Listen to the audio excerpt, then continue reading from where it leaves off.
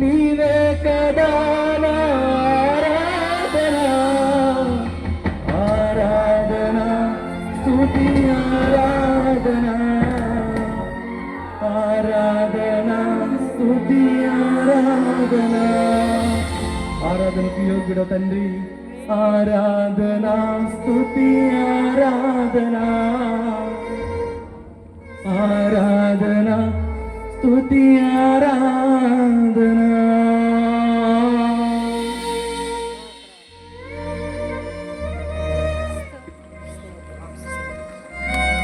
మంచిది. మన ప్రభువు మన రక్షకుడు మన మధ్యలో ఉన్నాడు. ఆయన పాటలో ఆయన ఉన్నాడు, ఆరాధనలో ఆయన ఉన్నాడు. ప్రార్థించుకుందాం. మహాప్రేమ కలిగిన తండ్రి, పరిశుద్ధుడైన మా ప్రభువ, మా రక్షకుడా, మా విమోచకుడా, నీ పాదాలకు వందనాలు స్తోత్రములు చెల్లిస్తున్నాం ప్రభువ. మొదటి కూటములోనైనా మీరు మంచిగా మర్యాదగా క్రమంగా జరిగించినందుకు మీకు స్తుతులు చెల్లిస్తున్నాం ప్రభువా, నీకు వందనాలు. ఈ రెండవ దినాన ప్రభునైనా ఆరాధనలో మీరు ఉన్నారు, పాటలో మీరు ఉన్నారు. అయా మీ దాసుల్ని ప్రభు ఎత్తి పట్టుకొని, అయా మీ దాసుని చేతనైనా మాకు కావాల్సిన వర్తమానము మాకు అందించండి, సహాయం చేయమని అడుగుతున్నాం ప్రభు అని స్తోత్రాలు. పరిశుద్ధాత్మదేవా మీకు వందనాలు. ఈ కార్యాలు జరిగించమని అడుగుతున్నాం ప్రభా. మీరు మహిమ పొందండి, ఘనత పొందండి ప్రభా అని స్తోత్రాలు. ఈ వాతావరణ విషయంలోనైనా ఈ ఆత్మలో ఉంచుకోమని అడుగుతున్నాం ప్రభా అని స్తోత్రాలు. మీ సన్నిధి జరుగుతున్నదయ్యా, నీకు వందనాలు. అయా మీరే దర్శించండి అయా, మీకు వందనాలు. ఈ వర్షాన్ని మీరు ఆపమని అడుగుతున్నాం ప్రభువ. అయా మీకు అసాధ్యమని ఏది కూడా లేదు నాయన. సమస్తము సాధ్యము కలిగిన దేవుడు ప్రభు అని స్తోత్రాలు. కృప కలిగిన తండ్రి నీకు వందనాలు, స్తోత్రాలు చెల్లిస్తూ మీరే మహిమ ఘనత పొందమని యేసుక్రీస్తు నామమున అడిగి వేడుకుంటున్నాము తండ్రి. ఆమేన్. అందరూ కూడా కూర్చుందాము. మరి అనుకున్న ప్రకారం రెండవ కొడుకులు ఏర్పాటు చేసుకున్నాం కాబట్టి రెండవ మరి పాస్టర్ పెనిశ్వర గారు వచ్చారు. మనమందరం కూడా ఆయనకి వాక్యాన్ని ఇచ్చేద్దాం. మరి టైం చాలా అయిపోయింది. రెండవ దేవుని శ్రేష్ఠ నామానికి మహిమ కలుగును కాక. హల్లెలూయా. ఈ మధ్యకు నన్ను ప్రేమతో ఆహ్వానించిన దేవుని సేవకులు యోహాన్ గారికి, వారి కుటుంబానికి, నా తోటి సేవకులకు, కూడి వచ్చిన మీకందరికీ ప్రభు పేరిట వందనాలు తెలియజేస్తున్నాను. మిమ్మల్ని, మీ గ్రామాన్ని, మీ సంఘాన్ని దేవుడు దీవించి ఆశీర్వదించి ఆయన రాకడ కొరకు సిద్ధపరచును కాక. ఈ 3 దినాల కూడికలు దేవుని సేవకులు ఎందుకోసమైతే ఏర్పాటు చేశారో ఆ ఉద్దేశం అంతటినీ సఫలపరచును కాక. ఈ రాత్రి వేళ మంటి మాతృడను నన్ను మరుగుపరిచి మహిమాన్వితుడైన ప్రభు మీతో మాట్లాడును కాక. 2వ కొరింథీ పత్రిక 10వ అధ్యాయం 18వ వచనాన్ని చదువుకుందాం. కొరింథీయులకు రాసిన 2వ పత్రిక 10:18 చదువమ్మ. ప్రభువు మెచ్చుకున్నవాడే యోగ్యుడు కానీ తన్ను తానే మెచ్చుకున్నవాడు యోగ్యుడు కాడు. చాలు. దేవుడి మాటలను మన కొరకు ఈ రాత్రి వేళ దీవించుదురు కాక. పువ్వు విచ్చుకుంటుంది, ముళ్ళు గుచ్చుకుంటుంది, మనసు నొచ్చుకుంటుంది, ప్రభు మెచ్చుకుంటారు అనండి. మనం అలా చెప్తా వినండి. పువ్వు విచ్చుకుంటుంది, ముళ్ళు గుచ్చుకుంటుంది, మనసు నొచ్చుకుంటుంది, ప్రభు మెచ్చుకుంటారు. మనలో యోగ్యత ఉంటే, ఆత్మీయత ఉంటే, అర్హత ఉంటే, మనలో దైవికమైన గుణగణాలు ఉంటే ప్రభు ఖచ్చితంగా మెచ్చుకుంటారు. పొగడ్త తప్పు కానీ అభినందన మనలో ఉన్న ఎబిలిటీని, పొటెన్షియాలిటీని మరింత మెరుగుపరుస్తుంది. ఒక అభినందన కొరకు వంట చేసిన భార్య భర్త వైపు చూస్తుంది. చాలా బాగుంది అమ్మాయి, అద్భుతంగా ఉండేవు అని భర్త అంటే ఆవిడ వంట చేసిన ఆ కష్టం అంతా మర్చిపో. మీ మిస్సెస్ ఏం బట్టలు సబ్బు వాడుతుందండి, ఏ సరుపు వాడుతుందండి, మీ బట్టలు ఎప్పుడు మిరిమిట్లు గొలిపేటట్లుగా ఉంటాయి అని ఒకవేళ మా ఆఫీసులో అడుగుతున్నారు అమ్మాయి, అందరూ నిన్ను మెచ్చుకుంటున్నారు అమ్మాయి అని ఒక మాట అభినందన పూర్వకంగా భార్యతో అంటే ఆవిడ బట్టలు ఉతికిన కష్టం అంతా ఏమైపోద్ది, మెచ్చుకుంటూ ఉండాలి. 80 వచ్చినాయా, 90% వచ్చిందా, సరేలే సెకండ్ ఎందుకు వచ్చా, ఫస్ట్ రావాలి ఈసారి ఎలా అని ఇసుక్కోకూడదు.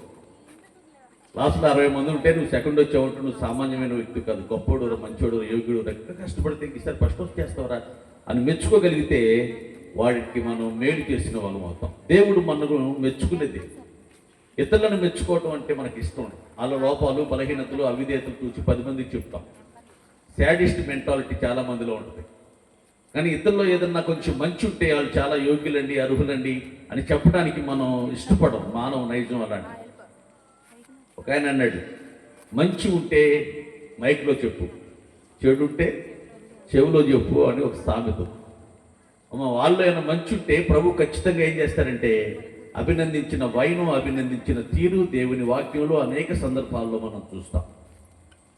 ప్రభు మెచ్చుకోవాలి కానీ మనమే మెచ్చుకోకూడదు. ఒక ఆయన అన్నాడు, నీ అప్పంతా, నీ ఆస్తి అంతా కలిపినా నేను చేసిన అప్పులో సగం లేదు, ఏంటి నీ గొప్ప అన్నాడు. నీ ఆస్తి అంతా కలిపినా నాకున్న అప్పులో సగం లేదు, ఏంట్రా వాగుతున్నావు అని అప్పు చేస్తే గొప్ప. నేను ఎప్పుడు టికెట్ లేకుండానే ప్రయాణం చేస్తానండి, టికెట్ తీసుకుని ప్రయాణం చేసేంత పిరికోని కాదని అన్నాడు ఒకడు. అంటే టికెట్ తీసుకుని ప్రయాణం చేసేంత ఎవరట, పిరికోనట. నేను ఎప్పుడు అలా చేసుకున్నానండి ఇన్ని సంవత్సరాల నుంచి. మరి టీసీ వస్తే ఏం చేస్తారంటే టీసీ వచ్చి బాత్రూమ్కి వెళ్ళిపోతారన్నట్టు. అరే, సిగ్గుపడవలసిన విషయాలకు అతిశయపడతారు, అతిశయపడవలసిన విషయాలకు సిగ్గుపడతారు. గడియారం స్తంభం దగ్గర ఉన్నాడు అక్కడ, పిత్తర సూపులు చూస్తున్నాడు. ఏమయ్యా కొంటావా అన్నాడు. ఎంత అన్నాడు, 1000 రూపాయలు అన్నాడు. గబాలు తీసి ఇచ్చాడు, ఇవ్వమన్నాడు. ఇక్కడే ఉండండి, నిక్కిని తీసుకొస్తా, పైన కదా దింపాలి కదా. అక్కడి నుంచో పెట్టి వెళ్ళాడు, వస్తాడాడు రాడు. కొన్నాళ్ళు పోయిన తర్వాత అక్కడే కలపడ్డాడు. ఏమయ్యా 1000 రూపాయలు తీసుకున్నావు, నన్ను మోసం చేసావు, గడియారం ఇవ్వకుండా. నేను తెచ్చేసరికి కొంచెం లేట్ అయింది, ఇచ్చిన వచ్చేసరికి ఈ లోపే నువ్వు కంగారు వెళ్ళిపోయావు, కొంచెం ఆలస్యం అయితే ఆగాలి కానీ వెళ్ళిపోతారట, తప్పు నీళ్ళు పెట్టి నన్ను అంటావేంటి అని. అయినా ఆ గడియారం ఎవరికి అమ్మలేదుగా, నీకే అమ్ముతాను, మళ్ళీ 500 ఈసారి 1000 రూపాయలు కూడా వదిలే అన్నాడు. 500 తీసుకున్నాడు. ఇక్కడే ఉంటూ నిశ్చిందేస్తామని మళ్ళీ వెళ్ళిపోతాం. నేనంత పెచ్చోన్నా, నేనంత ఎరుబాగులో ఉన్నా, నేనంత అమాయకున్నా, నువ్వు ఎక్కడ నువ్వు ఈసారి నిశ్చింది నేదేస్తాను అన్నాడు. నిశ్చింది కోసం ఈయన వెళ్తే ఆయన ఉంటాడా? మళ్ళీ ఏమంటున్నాడు? పెచ్చోన్నా, తెలివి తక్కువ ఉన్నా అన్నాడు. చాలాసార్లు నేను జ్ఞానిని కదా అనుకుంటాం, నేను భక్తిపరుని కదా అనుకుంటాం, నేను బుద్ధిమంతుని కదా అని అనుకుంటాం. కానీ నిన్ను నువ్వు అనుకోవటం కాదు. దేవాలయానికి వెళ్ళాడు, నేను చాలా భక్తిపరుణ్ణి, చాలా ప్రార్థనాపరుణ్ణి, చాలా సమర్పణాపరుణ్ణి, ఉపవాసాలు ఉంటాను, నా భక్తి వేరు, నా నిష్ట వేరు. దేవుడు అతను మెచ్చుకోలే. సుంకరిని తృణీకరించి, నిరాకరించి, కూరలో కరివేపాకులు, ఆఫ్రాల్ వాడంత, వాడు భక్తి ఎంత, వాడి స్థితి ఎంత, వాడి గతి ఎంత నా ముందు అని వాడిని తృణీకరించాడు. అనండి, ఆడెంత, ఈడెంత, నువ్వెంత, నేనే అంత, ఈజిక్వల్ టు నీ ఎంత అనండి. ఆడెంత, ఈడెంత, నువ్వెంత, నేనే అంత, ఈజిక్వల్ టు నీ ఎంత. ఇలాంటి తత్వం, ఇలాంటి నైజం, ఇలాంటి వైఖరిని కలిగిన వ్యక్తులను ప్రభు ఎప్పటికీ మెచ్చుకోలేదు. లూకాసు వార్త 7వ అధ్యాయంలో ఒక వ్యక్తి మనకు కనపడుతున్నాడు. అతడు కపెర్నహూము వాసి. మొదటి నుంచి చదువుతారా? లూకాసు వార్త 7:1. తరువాత వచ్చెను, ప్రియుడైన దాసుడొకడు రోగి అయి ఉండేది, చావసిద్ధుడై ఉండేది. విని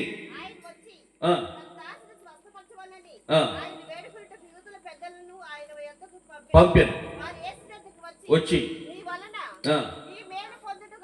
యోగ్యుడు ప్రేమించి కట్టించినని ఆయనతో చెప్పి మిక్కిలి బ్రతిమలాడుకున్నది. ఆగుదాం, అక్కడ ఆగుదాం.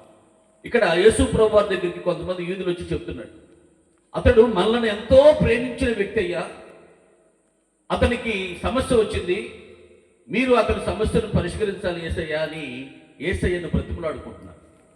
ఎవరతనంటే శతాధిపతి, రోమియుడు.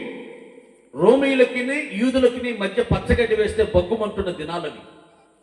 యూదులను రోమియులు పరిపాలన చేస్తున్నారు. మనం బ్రిటిష్ వారు కొంతకాలం పరిపాలన చేసినట్లు యేసు ప్రభు వారు ఈ భూమి మీద సంచరిస్తున్న ఆ దినాల్లో 2000 సంవత్సరాల క్రితం యూదులను రోమియులు పరిపాలన చేస్తున్నటువంటి దినాలకి, స్వాతంత్రం రాలా అప్పటి కాలకి.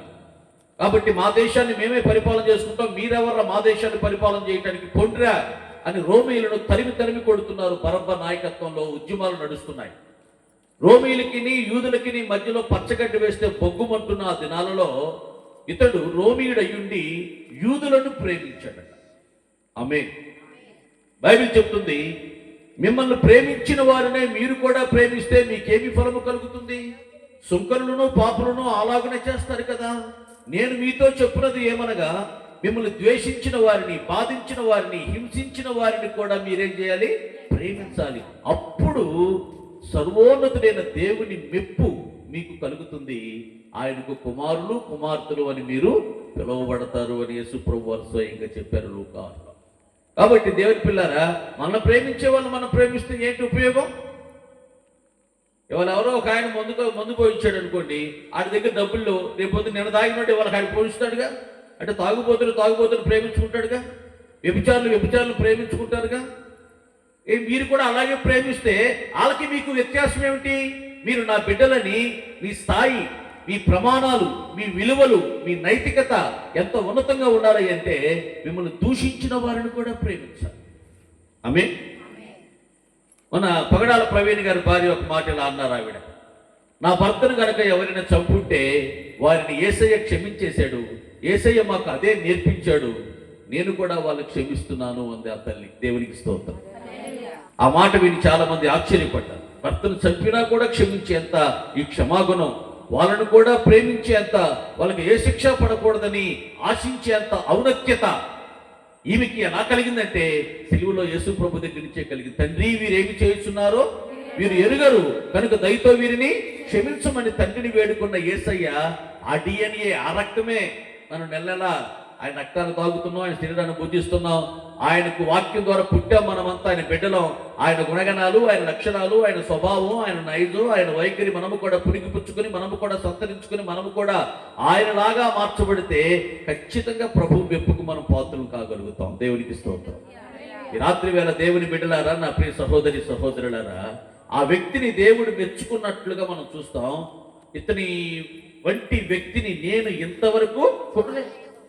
అసలు ఇశ్రాయేలులో కూడా ఇలాంటి వ్యక్తి నాకు కనబడలేదు అని ఆ వ్యక్తిని యేసు ప్రభు ఎంతో గణపరిచిన తీరు మనం చూస్తాం ఆ అధ్యాయంలో. ఎందును బట్టి గణపరిచాడు అంటే అతనిలో శత్రువులను కూడా ప్రేమించే ప్రేమ ఉంది. ఆమేన్. ప్రేమంటూ ఒకటి లేకుండా ఎన్నున్నా, ఏమున్నా, ఎంతున్నా, ఏదున్నా, ఎవరున్నా నేను వ్యర్థుని అన్నాడు పౌలు గారు. ఇక ప్రేమే లేనప్పుడు ఇవన్నీ ఎందుకు? కాల్చడానికి నా శరీరాన్ని ఇచ్చిన, భాషలో మాట్లాడగలిగిన కృపావరాలు నేనున్నా, ప్రవచించే వాడిని అయినా, నా ఆస్తి అంతా మీ పేదలకు పంచిపెట్టేసిన, ప్రేమ లేనప్పుడు వ్యర్థమే కదా అని పౌలు కొరింథీ 13 అన్నాడు. ఆ వ్యక్తిలో పుష్కలంగా, సమృద్ధిగా, ధారాళంగా ప్రేమ తొలికిసలాడుతుంది. ఆమేన్. శత్రువును కూడా ప్రేమించేంత ప్రేమ. ఒక ఆటో వెనకాల రాశారు, ముసలాయన కడుపు మడిపోయి, మేము బ్రతుకున్నాగా మాకు 2 ఇడ్లీ పెట్టండి చాలు, అదే ముద్దు, మేము చచ్చాక మా పేరు చెప్పి ఊరంతా వేట మాంసం వద్దు అని రాశారు. అంటే చచ్చిపోయిన తర్వాత ముసలికి ఈ పిల్లల పేరు సంపాదించుకోవడం కోసం ఊరంతా ఏట మాంసం, చేపల ఫ్రైలు, చికెన్ 64లు ఏ పెట్టేస్తారట. ఎందుకంటే బాగా చేశాడు నా కొడుకు అని అందరు మెచ్చుకోవాలి, ఊరంతా మేకతోలు కప్పాలని. ఒరే బతుకున్నాక 2 ఇడ్లీ పెట్టండి రా, అదే ముద్దు, చచ్చాక మా పేరు చెప్పి ఊరంతా వేట మాంసం వద్దు అని రాశాడు ఆట వెనకాల. తల్లిని తండ్రిని కూడా ప్రేమించలేని నీచమైన సంస్కృతిలో మనం బ్రతుకుతూ ఉండగా అతను శత్రువును కూడా తన కులం కాదు, తన మతం కాదు, తన గోత్రం కాదు, తన వర్గం కాదు, తన దేశం కాదు, తన ప్రాంతం కాదు, ఎవరో వీళ్ళు రోమీయులు, వాళ్ళు యూదులు, వాళ్ళని ప్రేమించాడంటే. అతడు మనం ఎంతో ప్రేమించి మన కొరకు సమాజ మందిరాన్ని కట్టించాడు. కొంతమంది ప్రేమ ఎలా ఉంటుందంటే మాటల వరకే, I love you, I love you అంటాడు ఒకడు. రోజు వెనకాల పడుతుంటే అమ్మాయి అందరు నిజంగా ప్రేమిస్తున్నావు అబ్బాయి అని అడిగింది. నా భార్య మీద ఒకటి అమ్మాయి అన్నాడు. దుర్మార్గుడు కూడా, నా భార్య మీద ఒకటి అమ్మాయి నిజంగా ప్రేమిస్తున్నాను అమ్మాయి నిన్ను అన్నాడు. పిచ్చి ప్రేమలు, దాన్ని ప్రేమ అంటారంటారా? వలకట్టు మునిగిపోతుంది. ఈతరాని కుర్రలు ఉన్నారు, అందులో ఒడ్డునున్న ఆయన అన్నాడు, అయ్యా ఎర్రసొక్కాపైన కాపాడండి, మీ దండం పెడితే మీ కాలు పట్టుకుంటే మీకు ఎంత పుణ్యం పడుతుంది, ముందు ఆ ఎర్రసొక్కాపైన కాపాడు బాబు అని ఒడ్డు మీద ఉన్న బతులు నడుతున్నాడు. ఒక అబ్బాయి వెళ్ళి గబాల్లో ఎర్రసొక్కాపైన జుట్టుబడి లాక్కొచ్చాడు. ఏమవుతాడండి మీకు ఈయన అన్నాడు. ఏమవుడండి, పోయిన వారం 1,00,000 రూపాయలు అప్పు తీసుకున్నాడు నా దగ్గర అన్నాడు. అంటే అది చచ్చిపోతాడని కాదనమాట, అది చేస్తే నా 1,00,000 పోతాయి. స్వార్థ సహిత ప్రేమలు తప్ప స్వార్థరహిత ప్రేమలు ఎక్కడున్నాయి అమ్మా? యూదులకు సమాజ మందిరమును తానే కట్టించి ఇచ్చాడు అంటే ఆయన ప్రేమ క్రియాత్మకమైనది. ఈ మధ్య ఒక యవనస్తుడైన దేవుని సేవకుడు పాట రాశాడు, క్రియలున్న ప్రేమ నీది,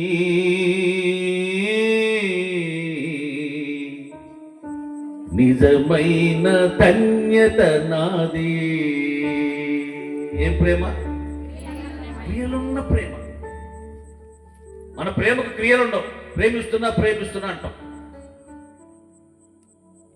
ప్రేమ అంటే ఏంటి? ఒక ఆవిడ అంది, మా ఆయన అంటే నాకు చాలా ప్రేమ అండి, అందుకే చెద్దనమంతా రోజు ఆయనకే పెట్టేస్తానండి. అమ్మ మీరు కాదమ్మా, మిమ్మల్ని ఎందుకు కదమ్మా, రెమ్మన్ కూడా చాలా మంచి వాళ్ళమ్మా. చెద్దనం పెట్టేది ప్రేమమ్మా కాదు, దాని ప్రేమ అనరు. యూదులకు తానే ఒక సమాజ మందిరాన్ని కట్టించాడట. పెద్ద అపార్ట్మెంట్ ఉంటాయి టౌన్స్ లో. ఒక ఆయన వారానికి 10 రోజులకి వెళ్తా ఉంటాడు. అమ్మ సిస్టర్ గారు మీ ఇంట్లో అందరూ కులాసానా, అమ్మ మీ ఇంట్లో ఎలా ఉన్నా చెల్లెమ్మ అన్న అందరిని అడిగి మళ్ళీ వారం 10 రోజులు మళ్ళీ అవుతాడు. అపార్ట్మెంట్లో ఉన్న స్త్రీలందరూ కలిసి ఒక రోజున ఆయన అడిగారు, అసలు మీరు ఎవరు, ఏం చేస్తారు, వారం 10 రోజులకు నెలకు 2-3 సార్లు వచ్చి మమ్మల్ని అడుగుతున్నారు అని అడిగారు. నేనా అమ్మ సమాధి పెట్టులు తయారు చేసుకుని బతుకుతుంటానమ్మా అన్నాడు. మీరు బాగున్నారా, మీ కులాసా ఇంట్లో ఎందుకు అడుగుతాడు? వాళ్ళ క్షేమం కోరి కాదు, ఈ సమాజపీఠం తయారు ఈ వృత్తి కోసం అడుగుతున్నాడు అనమాట. అది సంగతి. మనం ఏదైనా ప్రేమించామంటే మనలో ఒక స్వార్థం ఉంటుంది. ఆ స్వార్థాన్ని బట్టి ప్రేమిస్తాం. కానీ ఏం చూసి ప్రేమించాడు? యూదులను ప్రేమించాడు అంతే. క్రీస్తు యేసులో ఉన్న ఆ ప్రేమ ఇతని హృదయంలో దేవుడు గమనించి ఆశ్చర్యపడింది. ఇంత ప్రేమ. ఇక్కడ రాయబడిన మాట ఏంటంటే అతడు కాదురన్నా నేను చెప్తాను. ఆయనట తన యొక్క ప్రియుడైన దాసుడు ఒకడు ఉండెను. ఏం దాసుడు అంటే? దాసుని ప్రేమిస్తున్నాడండి. అంటే పాలేది నౌకర్ని ప్రేమిస్తున్నాడు. పోయిన వారంలో ఒక వార్త టీవీలో, అక్రమ సంబంధం పెట్టుకున్నటువంటి ఆ అబ్బాయి మీ పిల్లలిద్దరినీ భర్తని చంపేస్తే నేను నిన్ను తీసుకుని వెళ్ళిపోయి పెళ్లి చేసుకుంటా అన్నాడు. అందుకని కన్న బిడ్డ ఇద్దరిని చంపేసింది ఆ దుర్మార్గుడు. 9 మాసాలు మోసి కనిపించినటువంటి కన్న బిడ్డ కొరకు ప్రాణాలు అర్పించే తల్లులు ఉంటారు. కానీ తన సుఖాల కొరకు, తన విలాసాల కొరకు, తన భోగాల కొరకు, క్షణభంగురమైన ఆనందం కొరకే కన్న బిడ్డలను కూడా హతమార్చడానికి వెనుకాడని ఆమెను ఏమనాలి? ఎన్ని దెయ్యాలు, కామపు దెయ్యాలు ఆమెలో ఉంటే ఇలాంటి పని చేస్తుంది? ఇలాంటి లోకంలో దేవుని పిల్లలారా, సొంత తమ్ముడినే చంపేశాడు కయ్యను. ఏం చూశాడేంటి? అప్పటికి ఎంతమంది అమ్మ హత్యలు జరిగినాయి ఏంటి? లేదు, మొట్టమొదటి హత్య. సొంత తమ్ముడినే చంపేశాడంటే. సొంత తమ్ముడిని చంపడానికి చూశారు యాకోబు కుమారులు, భక్తిపరుని యొక్క కుమారులే, ప్రభు బిడ్డలకు చెప్పుకుంటున్న వాళ్ళే సొంత తమ్ముడిని చంపేయడం చూశారు. దేవుడు తప్పించి మొత్తానికి వారి వశువు నుంచి కాపాడాడు. కానీ తను చంపేయాలని ఉద్దేశం. కానీ తమ్ముడు కాదు, ఆయన కులం కాదు. మనం గేదెల్ని, ఆవుల్ని కొనుక్కుంటాం సంతలోకి వెళ్ళి. ఆనాటి దినాలలో డులాస్ అంటారు. మనుషులు కొనుక్కు తెచ్చుకుని ఇంట్లో పని చేయించుకుంటారు. వారిని కట్టుబానిస అంటారు గ్రీకులో డులాస్ అని. అంటే వారికి పెళ్ళిళ్ళు, పిల్లలు, భౌవాంగవ్యాలు, ప్రేమలు, అనురాగాలు, ఆప్యాయతలు ఏమి ఉండవు. ఇక గొడ్డులాగా పనిచేసి వృద్ధాప్యం వచ్చి చచ్చిపోవడం ఇక దొడ్లో. ఇక అది అలాంటి వ్యక్తికి ఇప్పుడేం వచ్చింది అంటే పక్షవాయువు అని జబ్బు వచ్చింది. ఇతడు ప్రియుడైన దాసుడు. అతను ఎంతో ప్రేమించాడు ఆ దాసుని. అతని కొరకు, అతని వైద్యం కొరకు, అతని యొక్క రోగం బాగు చేయించడం కొరకు తన డబ్బులు ఖర్చు పెట్టేస్తున్నాడు, తన సమయాన్ని ఖర్చు పెట్టేస్తున్నాడు. ఎవరెవరో ఎక్కడెక్కడో వైద్యులు ఉన్నాడు, ఎక్కడెక్కడో మందు ఇస్తారు, పలానా వాళ్ళు తగ్గిందని చెప్తే చాలు ఆడికి వెళ్ళిపోయి మందు ఇచ్చేస్తున్నాడు. ఒరేయ్, నీకు వచ్చింది పక్షవాయువు జబ్బు. ఇక నీకు తగ్గిన నీ పని నువ్వు చేసుకుంటావు, కానీ మాకు ఉపయోగపడవు. పక్షవాయువు తగ్గిన తర్వాత ఆ పని వాళ్ళు చేసుకున్నారు, కానీ ఇంకా ఏం ఉపయోగపడుతుంది ఇంటెల్పాదికి. అందుకే నేను ఇంకో మనిషిని కొనుక్కుంటానులే, నీ మీద పెట్టుబడి పెట్టిన దానిగా నాకు ఇదిగో నీకెవరు చుట్టాలంటే ఇంకో 100-200 పట్టుకుపో, ఆ దగ్గర పో అని పంపించేసేవారు. కానీ ఇతను అలా కాదు, తన ఇంట్లో నట్టు పెట్టుకున్నాడు. ఇంతకాలం మనకు వాడు ఊడికం చేశాడు, చాకరీ చేశాడు, వాడి వయస్సు, వాడి ఆరోగ్యం అంతా మనకు దారిపోసాడు. ఇవాళ వాడికి మోగు రాగానే, రోగం రాగానే పోరాటం ఎక్కడ పోతాడు వాడు? పరిశుద్ధాత్మ దేవుడు రాయిస్తున్నాడు, ఆ శతాధిపతికి ప్రియుడైన దాసుడు ఉన్నాడంటే. ఆమె గట్టిగా ఒకసారి ఆమె అన్నాడు. ఇందాక చిరుకులు కానీ మెత్తపడ్డారా? ఇందాక కొంచెం లైట్గా తప్పులు పడింది కదా, మెత్తపడ్డట్టున్నారండి. మనం దీపావళి పండగకి తపాసులు దాన్ని వెలిగించామనుకోండి, అది కొంచెం చిలుకలు నింపుకుందానికి తుసుకు తుసుకు తుప్పుకు తుప్పుకు అని శబ్దం రాకుండా పోదు. అట్లా మీరు కూడా ఇక్కడ కొంచెం నింపుకున్నారేంటమ్మా దాని తుప్పరకే. గట్టిగా ఒకసారి గంభీరంగా లేలియా. పోయిన ఉపవాస ప్రాంతంకి వచ్చారు, గుర్తున్నానా? మరి బాగున్నారని అడిగారా? అడగరా? మీ ఊర్లో అడగమంటే అడుగుతారా? Okay okay. వచ్చి వాతావరణం ప్రతికూలంగా ఉంది, అందుకని పెందలకాడ విడిచిపెట్టేస్తారు, 2 కల్లా వెళ్ళిపోతుంది. అమ్మో అన్నారండి. ప్రసంగం అరగంట అయితేనే ముద్దు, 30 గంట అయితే హద్దు, గంట అయితే వద్దు, గంట కూడా దాటి ఇంకా ముందుకు వెళ్ళిపోతే గుద్దు అంత జరుగుతుంది. ఈ రాత్రి మీకు 1 గంట సేపు దేవుని యొక్క వాక్యాన్ని వివరించడానికి నేను ప్రయత్నం చేస్తాను. దేవుడు కృప చూపి ఇలాంటి వాతావరణం ఇస్తే. ఆమేన్. రోజు వేడిగా ఉంటుంది, లేకపోతే వాన పడుతుంది, కానీ ఇవాళ కొంచెం వాన లేకుండా, కొంచెం వేడి లేకుండా దేవుడు మంచి అట్మాస్ఫియర్ని దేవుడు మనకి ఇచ్చాడు. అందు నిమిత్తమే దేవుని మనం అంతా ఒక్కసారి చేతులు ఎత్తి తండ్రికి స్తోత్రం చెప్తాం. హల్లెలూయా.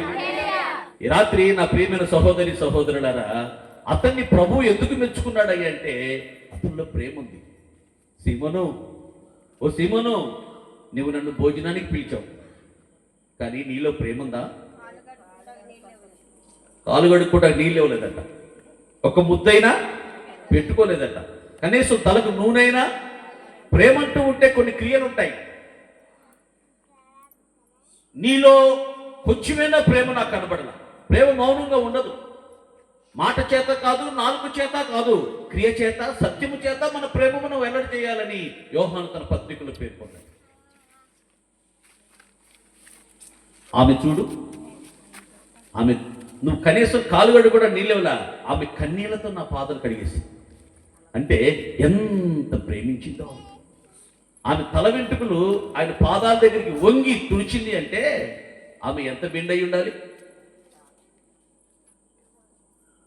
పాదాలు కడిగి ఎంత కన్నీళ్ళు కాచిందంటే ఎంత పశ్చాత్తాపం, రియలైజేషన్, రిపెంటెన్స్ ఆమెలు కలిగి ఉండాలి.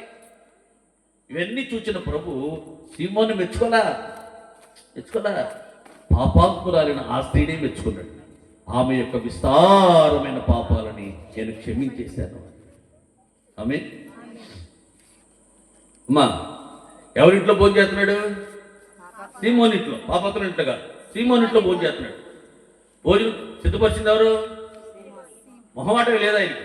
అమ్మా వాళ్ళ ఇంట్లో భోజనం చేస్తా ఆయన మొహానే అని చెప్పేస్తున్నాడు.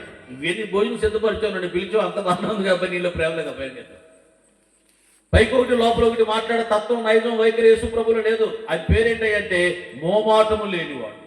ఎలాంటి వాడు? మొహమాటలు గిహమాటాలు జాంతాయి ఆయన దగ్గర. ఉన్నది ఉన్నట్లుగా కరాఖండితంగా, ఖచ్చితంగా, నిస్సందేహంగా, నిస్సంకోచంగా, నిర్మోహమాటంగా మాట్లాడే తత్వం, నైజం, వైఖరి మనం ఆరాధించి మన ప్రభువైన అయిన యేసుక్రీస్తు వారిని మనము కూడా ఆయనలాగానే ఉండాలని ఆయన కోరుకుంటున్నాడు. ఆయన పోలి, ఆయన గుణగణాలు పుణికి పుచ్చుకొని, ఆయన స్వభావాన్ని సంతరించుకొని ఆయనలాగా ఉంటే అప్పుడు మనము కూడా ప్రభు మెప్పుకు పాత్రలు అవుతాం. మీరు ప్రయత్నిస్తున్న వినియోగదారులు ప్రస్తుతం ఏమీ స్పందించట్లేదు. స్తోత్రం చెప్పాలి కదమ్మా. ఎవరన్నా వచ్చి ఏంటి మీ అమ్మాయా, అచ్చ నీ పోలికలే, నీ ముక్కే, నీ జుట్టే, అయ్యో నీ కళ్ళే, అచ్చ నీ పొక్కలు వచ్చినాయి అంటే నీకు సంతోషం కదా?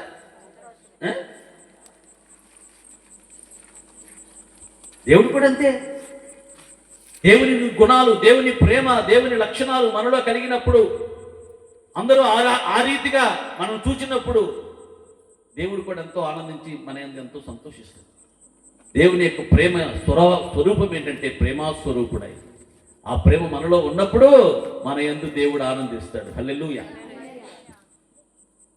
ప్రేమంటే ఏమిటో తెలియదేసయ్యా అనండి.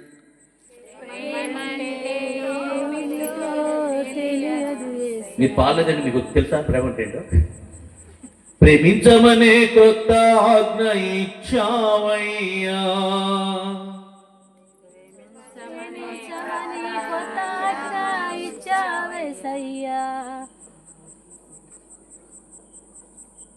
కాళిదాసు కవిత్వం మీ కవిత్వం మరికొంత మీరు కొన్ని కలిపేస్తారటమ్మా. నేను చెప్పింది చెప్పండి తల్లి, మీరు కొన్ని మాటలు కలిపేస్తారటమ్మా. మీకు కవిత్వాలు వచ్చేయండి. మీరు అది కుక్క, దానికి కొద్ది తిక్క, దానికి ఇష్టం కక్క, నేను వేసాను బిస్కెట్ ముక్క, అది పట్టుకుంది నా పిక్క, దాన్ని చూసింది మా అక్క, దాని పైకి చెక్క అని రాత్రాడు ఒకడు. ఏంట్రా ఇదని కవిత్వం అంటాడు. అమ్మా ప్రేమ అంటే ఏమిటయ్యా అంటే ఇతని దగ్గర చూసి నేర్చుకోవాలి. శత్రువుని ప్రేమిస్తున్నాడు, ఇంట్లో పనిచేసే పాలేని ప్రేమిస్తున్నాడు. ఎలా? క్రియాత్మకంగా. ఆయన క్రియలు ఆయన ప్రేమను వెల్లడి చేస్తున్నాయి. యేసయ్య ప్రేమ సిలువలో వెల్లడైంది. సిలువలో ఆయన ప్రేమ రుజువైంది. ఆయన మాటలు చెప్పడం ఐ లవ్ యూ అని. ఆయన క్రియల ద్వారా చూపించాడు ప్రేమ ఎలా ఉంటుంది అని. హల్లెలూయా. ఇస్కరియోతు యోధాతో అన్నాడు, అమ్మాయి ఎందుకు నువ్వు అనవసరంగా ఆ 300 దేనారాలు ఆయన నెత్తివి పోసేసావు, అచ్చజట మాంసి అత్ర తైలాన్ని ఎంచక్క ఆ డబ్బుల్ని వేదలకి మనం ఆహారం పెడితే కడుపు నుండి తినేవాళ్ళు కదా, వృధా ఖర్చు, వేస్ట్. యేసు ప్రభు పెడితే వేస్టా? ఏమంటే నా కొరకు మీరేం చేసినా మర్చిపోవటకు నేను అన్యాయసిన దేవుడను కాదు. ఆయన కొరకు మనం ఏం చేసినా ఇహమందు 100 రెట్లు ఇచ్చేస్తాడు, పరమందు 100 రెట్లు ఇచ్చేస్తాడు. ఈయనకంత వేస్ట్ కనబడుతుంది, దేవుడి కోసం ఖర్చు పెట్టేంత వేస్ట్, శుభ్రం కడుపు తినేద్దాం. అప్పుడు యేసు ప్రభు వారు ఇలా అన్నారు, యూదా, ఆమె నా కోసం మంచి కార్యమే చేసింది. పేదలు ఎల్లప్పుడూ మీతో ఉంటారు, పేదలు ఎల్లప్పుడూ మీతో ఉంటారు. మీరు చేయాలనుకుంటే ఎప్పుడైనా చేయొచ్చు. అమ్మే సంఘంలో ఒక ఆవిడ ఉంది, రూతమ్మని. గవర్నమెంట్ వాళ్ళు 18,500 ఇచ్చారట. 45 ఏళ్ళ ఇచ్చేవాళ్ళంటగా, తీసుకొచ్చి నాకు ఇచ్చేసింది. ఏం చేయనమ్మయ్య అన్న, మణిపూర్ పంపించింది అయ్యగారు. అక్కడ క్రైస్తవులు చాలా ఇబ్బందుల్లో ఉన్నారని చెప్పారు కదా, మీరు వెళ్తే సరే, లేకపోతే మీ స్నేహితులు ఎవరైనా వెళ్తారు కదా, మణిపూర్ పంపించింది అయ్యగారు. పేద సహోదరి, పేదలకే ఇచ్చేది 18,000. మళ్ళా సంవత్సరం అయితే మళ్ళీ ఇచ్చారండి గవర్నమెంట్ 18,500. 5 ఇచ్చి మళ్ళీ ఇచ్చేసింది నాకు. ఏం చేయనమ్మా అన్న. మణిపాల హాస్పిటల్లో ప్రబోధ్ బాబు క్యాన్సర్తో బాధపడుతున్నాడు అయ్యగారు, ఆ బాబుకి ఇచ్చేసాడు.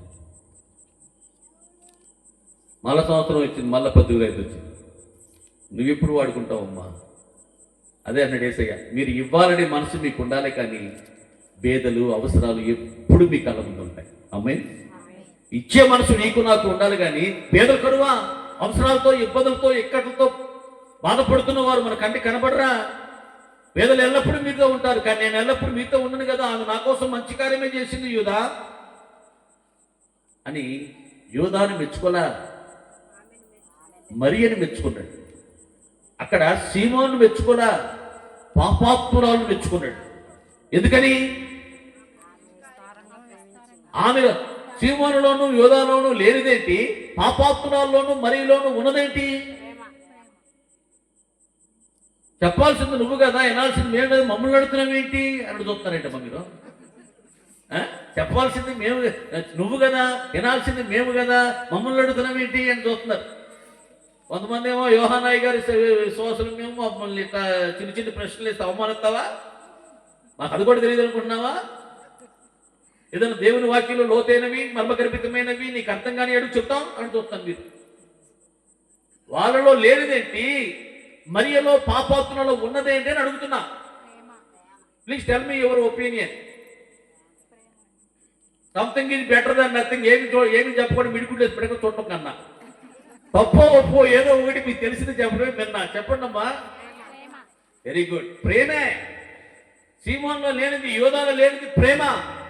పరిశుద్ధాత్మ దేవుడు వెంటనే అన్నాడు, వాడు పేదలను ప్రేమించి కాదు, డబ్బు సంచి వాడి దగ్గర ఉండుటను బట్టి వాడు 300 దేనారాలు అంటే 200 దేనారాలు ఉన్నట్లయితే మనము 5,000 మందికి భోజనం పెట్టొచ్చు అన్నాడు ఫిలిప్పు అరణ్యంలో. అయ్యా, మనకి ఇంత 5,000 మందికి అన్నం పెట్టే అంత డబ్బులు ఎక్కడి? కనీసం 200 దేనారాలు ఉండాలి, అంటే 200 దేనారాలు. కానీ ఈవిడ ఎంత ఖర్చు పెట్టింది? 300 దేనారాలు. అంటే 7,500 మంది భోజనం చేస్తే ఎంత ఖర్చు అవుతుందో అంత ఖర్చు పెట్టి యేసు ప్రభు వారికి అభిషేకం తెలియజేసింది. హల్లెలూయా. ప్రభువు ఆమెలో ప్రేమను విస్తారంగా నన్ను ప్రేమించింది. ఆమె నన్ను ఎంతో విస్తారంగా ప్రేమించింది.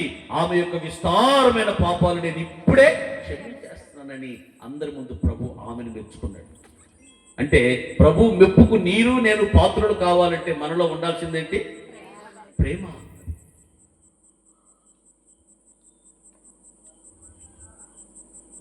ఆ ప్రేమను బట్టే ప్రభు మెప్పుకు పాత్రుడు కాగలిగాడు. అతను నివాసం చేస్తుంది కపెర్నహూము పట్టణం బట్ట. మీరు నివాసం చేస్తుంది రిమ్మనపూడి, అంతేనా? జోవనపూడే, రిమ్మనపూడి. మేము నివాసం చేస్తుంది చిత్రం.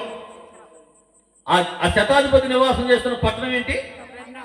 కపెర్నహూము. ఎలాంటిదని యేసు ప్రభువు చెప్పారంటే, కపెర్నహూమా, కపెర్నహూమా, నిన్ను నీవే ఆకాశం మట్టుకు హెచ్చించుకునే పట్టణానికి నీవు పాతాళానికి దిగిపోతావు అని భవిష్యత్ కాలాలు ఎరిగిన దేవుడు ఆ పట్టణపు స్థితిగతులు ఏం కాబోతున్నాయో ముందే చెప్పాడు.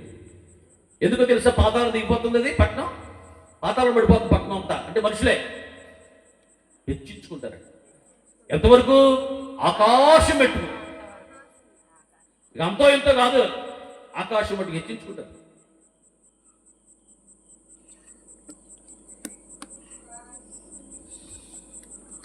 అరే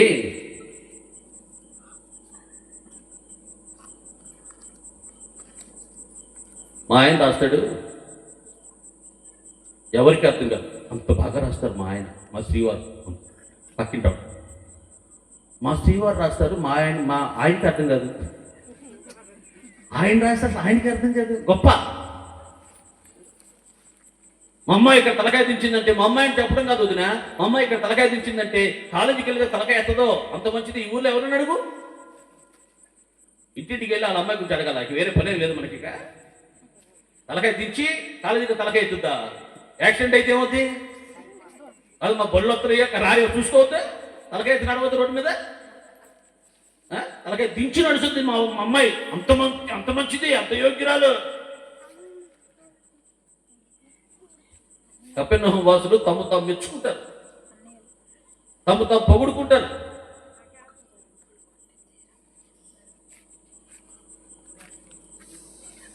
పిల్లడు అంటాడట, మా నాన్నగారు ఎవరో తెలుసంటారా నీకు? ఆయన చెయ్యి ఎత్తితే చాలు వాల్వా బస్సు అయినా ఆగిపోతుంది, టెంటేర్ లారీ అయినా ఆగిపోతుంది, ఎంత కోటేషన్ ఆగిపోతాడు అంతే, రోడ్డు మీద ఆగిపోతాడు. అమ్మో ఎవరు ఇంతకి మీ నాన్న? ట్రాఫిక్ పోలీసులు అన్నాడు. మా నాన్న దగ్గరికి ఎమ్మెల్యే, ఎంపీ ఎవరైనా సరే తల దించాల్సిందే. తల ఎత్తో అంటే ఎత్తాడు, దించో అంటే దించుతాడు, తిప్పు అంటే తిప్పుతాడు. తెలుసా మా నాన్న అంత గొప్పవాడు. ఇంతకి మీ నాన్న ఎవరు అంటే, మా నాన్న బార్బర్ షాప్ అన్నాడు. బార్బర్ షాప్ లో మా నాన్న దగ్గరికి తలకాయ దించాల్సిందే, ఎత్తే రక్తాలు కారిపోతే మా నాన్న పెట్టుకుంటాను. నిజమే, రక్తాలు కారిపాటు వాస్తవే. ఒక బార్బర్ షాప్ ఆయన కొడుకు, ఒక పోలీస్ ఆయన కొడుకు ఆ నాన్న గురించి గొప్పలు చెప్పుకుంటున్నారు. అమ్మా కపెర్నహూము వాసులంతా ఇంతే గొప్పలు చెప్పుకునే వాళ్ళు అనమాట. మేమే పార్టీ వాళ్ళు అండి, ఆయన ఇంటికి ఆయన అంతటి వాడు మా ఇంటికి రావడానికి నేనెక్కడ యోగ్యత ఉందండి అన్నాడు ఈయన. 100 మంది పైన అధికారి.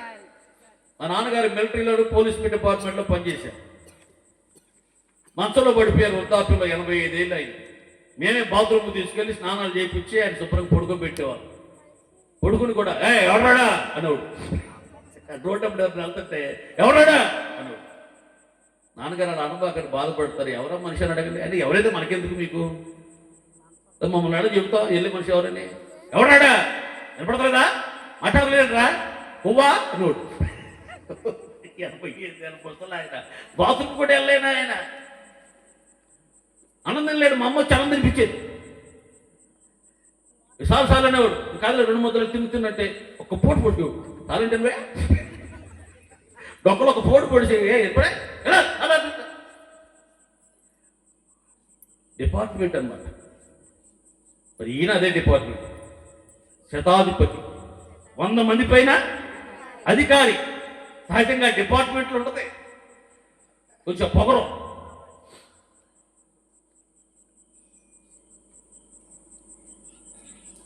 కానీ ఈయన అంటున్నాడు, నేనే పాటి వాడినండి, ఆయన ఎక్కడ నేనెక్కడ. సకల చరాచర జగత్తును తన నోటి మాట చేత సృజించిన శక్తి కలిగిన సర్వశక్తి సంపన్నుడైన యేసునాథుడు ఎక్కడ? ఆఫ్టర్ ఆల్ రోమియన్ నేను.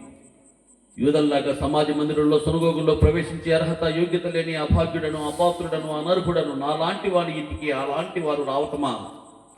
అంత యోగ్యత, అంత అర్హత నాకుందని నేను అనుకోవటం లేదండి. ఆయన ఎందుకండి బాబు నా ఇంటి దాకా వద్దండి. కపెర్నహూములోనే ఉన్నాడు మరి ఈయన. ఆమె కపెర్నహూములో అందరూ గర్విష్ఠులే, వారి మధ్యలో ఈయన దీనుడుగా ఉన్నాడండి.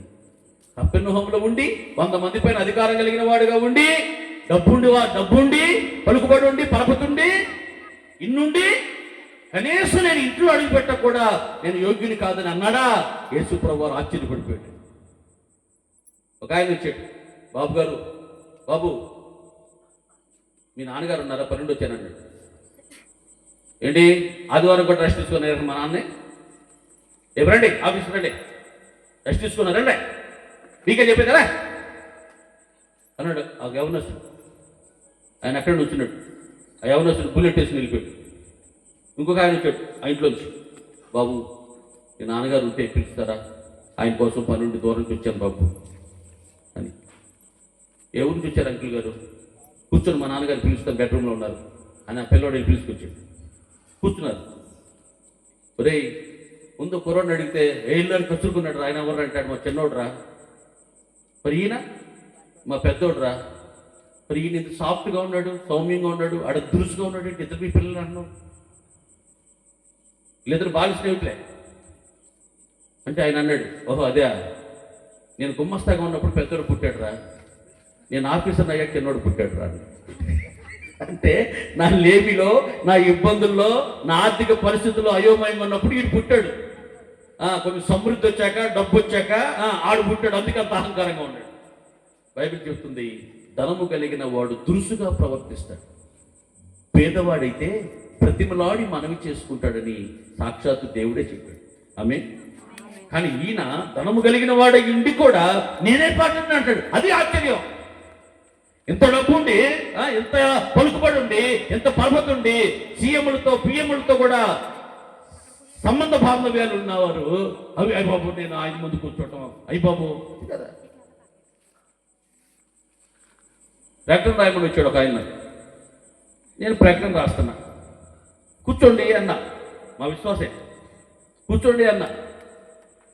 ఆయన అన్నాడు, ఏంటి మీ ముందు కూర్చోవాలా? కూర్చోవచ్చే సేవకుల ముందు? చాలా ఊరుకోండి, చాలా ఊరుకోండి, మీ ముందు కూర్చోబెట్టి సేవకుల ముందు ఇప్పుడు అంటే ఎప్పుడు అన్నమాట. రైట్, నా ముందు కూర్చోడట, దీనుడట. అదే నువ్వు దీనత్వం, దాని దీనత్వం ఉండరా? రాయడే అంటే దీనత్వా ఏమంటే దాని దీనత్వం ఉండరా అని ఆడి పెట్టుకునే పేరు. నేను చాలా దీనుని, అయ్యగారి ముందు కూర్చోను.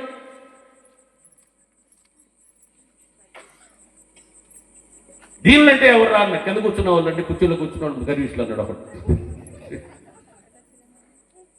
సమాధి పెట్టి మీద ఒక మాట ఇలా రాయబడింది, నేను ఒకప్పుడు మీ వలే ఉంటుంది, మీరు ఒకప్పటికి నా వలే ఉంది. సమాధి పెట్టి మీద రాశారు. అంటే ఆ సమాధిలో ఉన్న వ్యక్తి నిన్నటిదాకా మనలాగా ఉన్నాడుగా, రేపు మనం కూడా అట్లా ఉంటాంగా. ఆ కుర్చీలో కూర్చున్న వాళ్ళు కూడా కింద కూర్చున్న వాళ్ళు ఒకప్పుడు కొంచెం వయసు వచ్చింది, ఆపరేషన్ జరిగింది, కొంచెం స్థూలకాయం వచ్చింది, పెద్దోళ్ళు అయ్యారు, కొంచెం కుర్చీలు ఎక్కారు. రేపు మీరు ఎక్కుతారుగా. మరి మీరు ఎక్కడ? మీకు ఆపరేషన్లు అవ్వా? మీకు ఒళ్ళు రాదా? మీకు మోకాళ్ళు నొప్పులు రావా? కింద కూర్చొని పరిస్థితి రావా? అప్పుడు మీరు గర్విష్లు అయిపోతారా? దీనత్వానికి అది కాదు. ఎన్నున్నా, ఏమున్నా, ఎంతున్నా ఏ పాటి వారమండి మేము? ఎంతటి వాడను నేను యేసయ్యా, కొంతైనా యోగ్యుడను కానయ్యా. సింహాలు నిలిచివేశాడు ఆయన, గొల్యాతును చంపేశాడు ఆయన, ఎలుగుబడును చంపేశాడు ఆయన. దావీదు గారు ఆయన అన్నాడు, నేనెంతటి వాడినండి, పాడుగొర్రెలు మేపుకునేవాడినండి, నేనే పాటి వాడినండి అంటున్నాడండి. అన్నీ ఉన్నా ఇస్తారా? ఏమీ లేని మనమే, మనలాంటి వాళ్ళమే ఓ ఎగిరెగిరి పడతావు బాబు.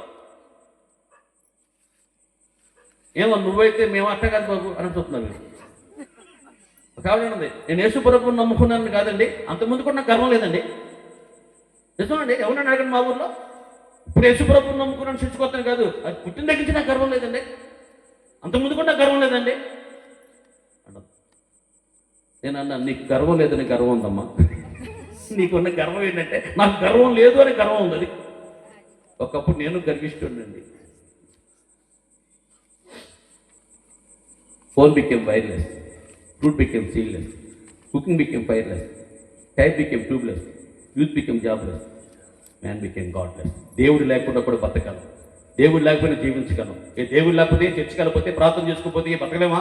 మా చదువు, మా జ్ఞానం, మా తెలివి, మా సంపద అదే గర్విష్టం. దేవునితో సంబంధం లేకుండా, దేవుని కృప లేకుండా, దేవునికి అప్పగించుకోకుండా, దేవునితో ప్రార్థన వాక్య ధ్యానం లేకుండా నేను క్షణకాలమైన బ్రతకలేదండి. ఆయన దయాదాక్షిణ్యాలు, ఆయన కరుణా కటాక్షాలు, ఆయన కృపా కనికరాలు, ఆయన ప్రేమ వాత్సల్యతలు క్షణకాలమైన ఎడబాస్తే నేను జీవించలేండి, నా మనుగడ కొనసాగించలేనండి అని గుర్తించడమే దీనత్వం.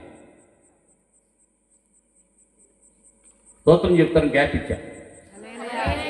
గ్యాప్ అదేనమ్మా, స్తోత్రం చెప్తారు, గ్యాప్ ఇస్తే సొంత మిడిగుడ్లే చూస్తానమ్మా. ఆ గ్యాప్లో మీరు స్తోత్రం చెప్పాలి నా ఆశ. అమ్మా, దీనత్వం అంటే ఏంటి? ఎవడు దీనుడో వాడు నలిగిన హృదయం కలిగిన వాడే, నా మాటలు విన్నప్పుడు గడగడగడగడ వణుకుతాడు, వాడు దీనుడంటే.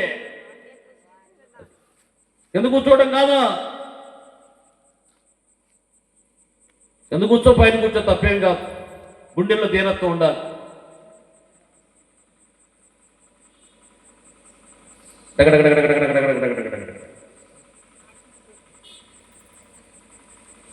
చేతులు ఒకసారి తండ్రికి స్తోత్రం చెప్పండి. హల్లెలూయా. ఈ రాత్రి వేళ దేవుని బిడ్డలారా, ఎందుకు నేను మెచ్చుకున్నాడు? నేను దీనుడను, దీన మనసు కలిగిన వాడును, నా ఎదుకు వచ్చి నేర్చుకోండి, అప్పుడు మీ ప్రాణములకు ఎంతో విశ్రాంతి కలుగుతుంది. విశ్రాంతి కలుగుతుంది. కొంచెం ఆటో ఇంజిన్ ఆపునాను, డస్ట్ పెంచుకోవాలి. యేసు ప్రభు వారు వెళ్తుంటే, నజరేయుడు యేసు నన్ను కరుణించయ్యా అన్నాడు భక్తిమే గుడ్డివాడు. అమ్మా, ఒక గుడ్డోడు పామర్ రోడ్డు పక్కన కూర్చొని, అమ్మా టైం ఎంత అయిందమ్మా అని అనుకో, ఏమంటారు మీరు? నీకోసం కొన్నాడు రా వాచి, నీకోసం మన 3,000 పెట్టి కొనుక్కొని గుడ్డ అయినప్పుడు టైం కావాలి. టైం అడుక్కున్నాడు, నీకెందుకు టైం? అడుపు నిండిపోయేదానికే అడుక్కునేవాడు కాబట్టి మనకు చులకన, నీకే టైం చెప్పేది పెద్ద మామూలుగా ఫీల్ అయిపోతాం. అని అన్నాడు, నీకు నేనేం చేయాలో నువ్వు నాకు చెప్పు, నువ్వు చెప్పింది నేను నీకు చేసి అప్పుడు ఎరుకు నుంచి యెరూషలేముకి వెళ్ళిపోతాను అన్నాడు యేసయ్య. ఎవరంటారు చెప్పని ఈ మాట? అమ్మా, ఇల్లు తుడుచుకొచ్చేసానమ్మా, తడిగొట్టేసేసాను, బట్టలు కూడా ఉతికేశానమ్మా, అంట్లు కడిగేశానమ్మా, ఇంకా ఏమైనా ఉంటే చెప్పండి అమ్మా, మీరు చెప్పింది చేసేసి నేను వెళ్ళిపోతానమ్మా అని ఎవరెవరితో అంటారు? ఒక పని మనిషి యజమానురాలుతనే మాట అనంతమైన విశాల విశ్వానికి యజమానుడు యేసయ్య. 24 పెద్దలతో, 4 జీవులతో, 1000 దూతగణములతో కెరూబు శరాపులపై కూర్చుండి పరిశుద్ధుడు పరిశుద్ధుడు గాన ప్రతిగానముల చేత కీర్తింపబడుతున్న, పొగడబడుతున్న సర్వోన్నతుడైన సృష్టికర్త అయిన విశ్వానికి అధినేత చక్రవర్తి సార్వభౌముడైన దేవుడు అంటున్నాడు గుడ్డివాడితో, అడుక్కునేవాడితో, నువ్వు నాకేం చెప్తావు చెప్పు, నువ్వు చెప్పింది నేను చేసి అప్పుడు ఎంత యెరూషలేమన్నాడు. అందుకే అనగలిగాడు, నేను దీనుడను, దీన మనసు కలిగిన వాడను, కనుక మీరు నా యొద్దకు వచ్చి నేర్చుకోండి, అప్పుడు మీ ప్రాణములకు విశ్రాంతి. ఆమేన్. అమ్మా, కపెర్నహూములో ఉంటున్న వ్యక్తికి ఇంత దీనత్వమా? గర్విష్ఠుల మధ్యలో దశాబ్దాల తరబడి ఉంటున్నాడు కదా.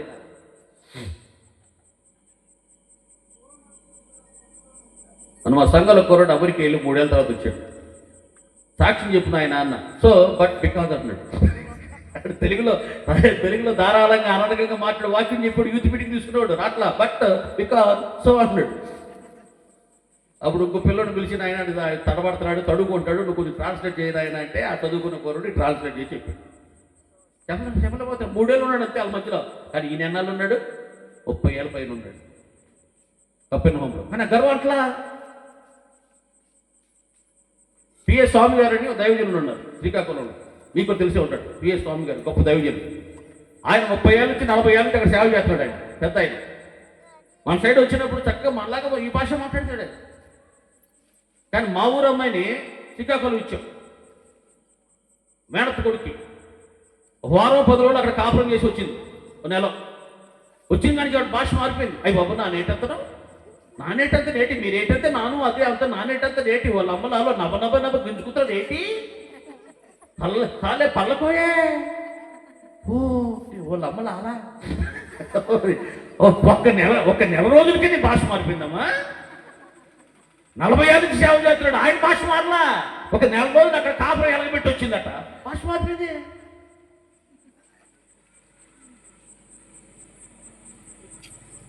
అవురు అమ్మాయిని ఎక్కడో ఇచ్చాము, ఇక్కడ పోరంకి ప్రియాపర్చల దాంట్లోకి వెళ్ళింది ఆవిడ.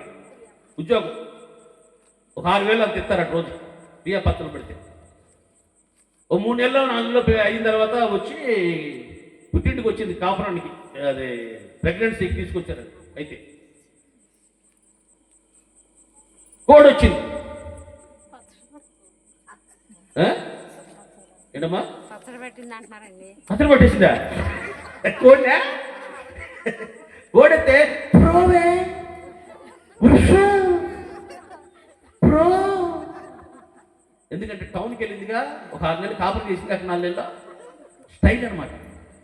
ప్రోవే అలా అమ్మంటుంది. ఎవరమ్మా, ఎవరు వచ్చింది, ఎవరో అంటుంది వంటగదిలో ఉండి. క్రోడమ్మా, ప్రాడు క్రోడి, ప్రోవట్లా. ఈ ప్రాడు క్రోడి ఎంత త్రోలినా ప్రోవట్ల, ప్రాడు క్రోడి ప్రోవే.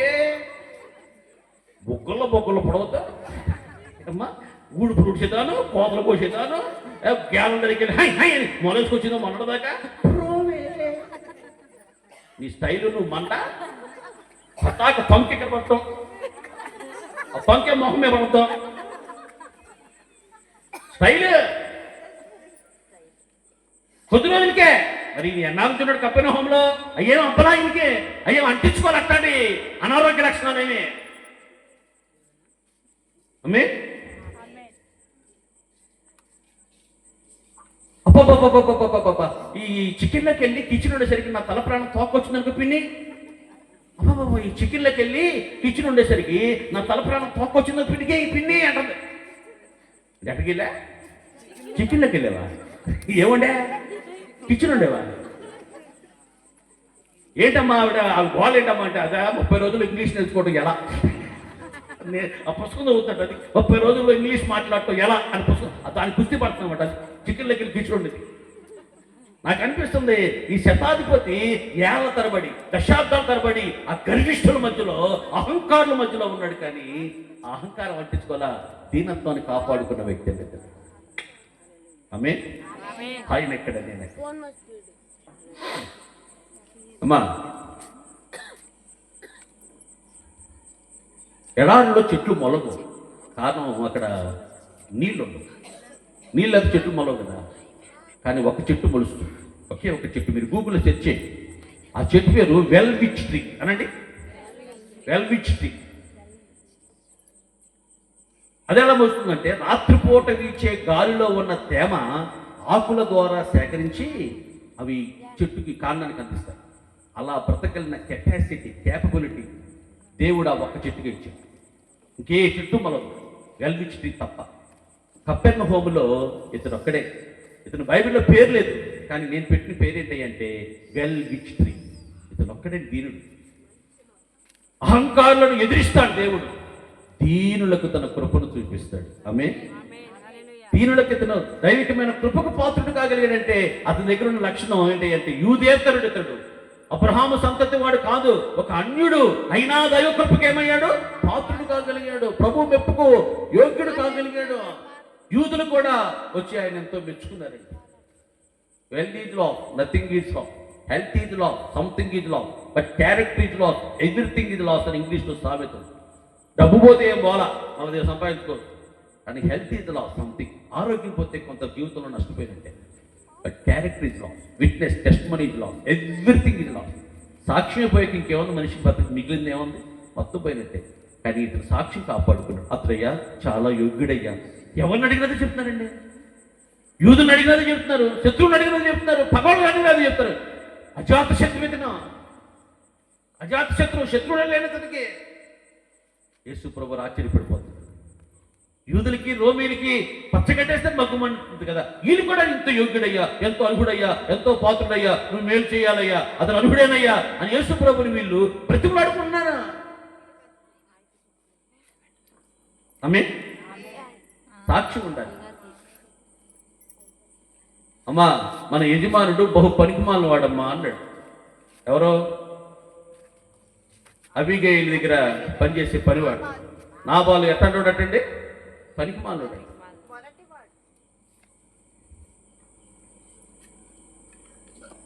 కానీ హేతు కుమారులు అంటారు, అబ్రహాం గారు మీరు మా మధ్యలో మహారాజులాగా బతికారండి, ఎప్పుడు ఇవ్వటమే తప్ప పుచ్చుకోవటం మీకు తెలియదు. వండేవాళ్ళు వండుతుంటే, వచ్చేవాళ్ళు వస్తుంటే, తినేవాళ్ళు తినెళ్తుంటే మీ గృహం ఎప్పుడు రాజగృహంలాగా ఉండేదండి. అబ్రహాము గురించి అన్యజనులు ఇచ్చిన సాక్ష్యం అది. నిన్ను గురించి నన్ను గురించి గ్రామస్తులు ఏం సాక్ష్యం ఇస్తున్నారు? నువ్వు పోయాక మిగిలిన సాక్ష్యమే అమ్మా, నువ్వు పోయాక మిగిలిన సాక్ష్యమే. ఆ సాక్ష్యాన్ని కాపాడుకున్నాడు ఇతడు. అందరూ ఇతను యోగ్యుడయ్యా, ఇతను యోగ్యుడు, ఇతను అర్హుడు, ఇతను పాత్రని చెబుతున్నాడు ఇతని గురించి. ఏంటమ్మా నన్ను ఫోటో తీస్తున్నావా? అమ్మా నా వైపు చూడండి. ఒక తోటకి వెళ్ళి ఎలాగే అన్న నా వైపు చూడండి అమ్మా అన్న. ఏంటో తోడుబుద్ది ఒక దగ్గర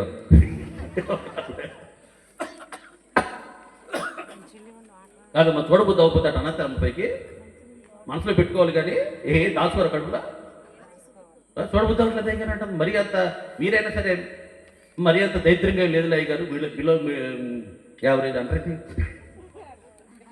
మరి అంత రోతగా చూడబుద్ధి కానంత అసహ్యంగా వాంతి వచ్చినట్టుగా ఏం లేదులే అయ్య గారు, మీ మొహం కూడా పర్లేదులే అనరేటమ్మా. నా వైపు చూడండి అమ్మా అంటే దాని అర్థం ఏంటంటే నా మొహం చూడమని కాదు, నా మాటల మీద మీ మనస్సు నిమగ్నపరచండి అని. ఆమేన్. అయ్యా ఆయన ఎందుకయ్యా నా ఇంటికి? ఆయన ఎక్కడైతే ఉన్నాడో అక్కడి నుంచి ఒక మాట పంపితే చాలయ్యా. ఏముందంటే ఫెయిత్, ఫెయిత్, ఫెయిత్, విశ్వాసం. అసలు ఎక్కడున్నాడు అక్కడి నుంచి ఒక మాట పంపితే నా యొక్క పాలేరు యొక్క ఎముకల్లో, కండరాల్లో, కీళ్ళల్లోకి వెళ్ళిపోతే దేవుని యొక్క శక్తి ప్రభావాలు చూసి వాడు దిగ్గుల్ని కొలికిలేస్తాడయ్యా. ఆయన ఇంటికి వచ్చి ముట్టి అక్కర్లా. అమ్మే ఒక 3 అంతస్తులు బిల్డింగ్ ఎక్కించాడు, భోజనం అక్కడ పెట్టాడు, నేనే మొదలు ఉన్నాయి ఎక్కలేక ఎక్కా. మళ్ళీ వాకింగ్ దగ్గర తీసుకొచ్చాడు, వాకింగ్ చెప్పా, అయిపోయింది నా పని. మళ్ళీ అన్నాడు పైకి వచ్చి ప్రార్థన చేయాలి అన్నాడు. ఈ పైకి రావడం కదా నాకు బాగున్నావాలి కానీ మళ్ళీ 3 అంతస్తులు ఎక్కాలి, నా వాళ్ళు ఎక్కడ అవుతాయి? ఆయన అన్నాడు అక్కర్లేదండి, ఆయన ఎందుకు ఇబ్బంది పెట్టడం, ఆయన ఎందుకు బాధ పెట్టడం, ఆయనకు అనవసరం, ఇక్కడ దాకా రావడం కూడా అనవసరం అండి. ఆయన ఎక్కడైతే ఉన్నాడో అక్కడ ఉండి ఒక్క మాట పంపితే చాలండి. ఆమేన్. ఒక ఆవిడ వచ్చింది, అయ్యారంటే మీకు మీటింగ్ ఎప్పుడు లేవదో చెప్పండి. ఆ రోజున అబ్బాయికి ఒక సంబంధం వచ్చింది, మనం వెళ్ళాలి సంబంధం కోసం. సంబంధం వస్తే నేను ఎందుకమ్మా, పెళ్ళేదికి ఎంత డక్కన అయితే నేను ఇస్తా, రాత్రి పెట్టమంటే పెడతా, సంబంధం మీరు చూసుకోవాలి. వెళ్ళే పని రెండు లాంటి వాళ్ళు ఈ లేకున్నానా అట్టాడితే కుదరదు, నీకు ఎప్పుడు కాలేదు అప్పుడు వెళ్ళాలి. ఈ లేకపోతే వెళ్ళా మీ తండ్రి లాంటి వాళ్ళు అంటారు నన్ను. ఉడితే నేను ఎంత కారు వేసుకెళ్తా, 4,000 కలిసి వస్తాయి. అమ్మో ఎన్ని ఆశాలో. లేకపోతే నేను లేకపోతే మళ్ళీ వేరే కిరాయి కారు వేసుకెళ్ళాలి, మన 4,000 ఎవరు పెట్టుకుంటారని మీరు ఎప్పుడు కాలేదు అప్పుడు వెళ్తా ఉండదు నన్ను. అందరు మీలాంటి మంచి వాళ్ళు ఉండరమ్మా. కానీ ఆయన అంటున్నాడు బోధకుని శ్రమ పెట్టబాకు, రోజు మీటింగ్కి వెళ్తాం, ఎప్పుడన్నా పూట ఖాళీ ఉందనుకో మరి మా మనవరాలతో నేను ఆడుకోవాలిగా. మాకు భార్య పిల్లలు ఉంటారు కమ్మా, మాకు ఏదో సొంత పనులు ఉంటాయి కదా, కొంచెం విశ్రాంతి తీసుకోవాలి కదా, పెద్ద వయసు వస్తుంది కదా. అప్పుడు బోధకుడు ఒక కావడం అంట, అయ్యగారు చేపల చెరువు పడుతున్నాం, ఫస్ట్ చేప మీతో పట్టెత్తాను మొక్కున్నాను అంటున్నాను.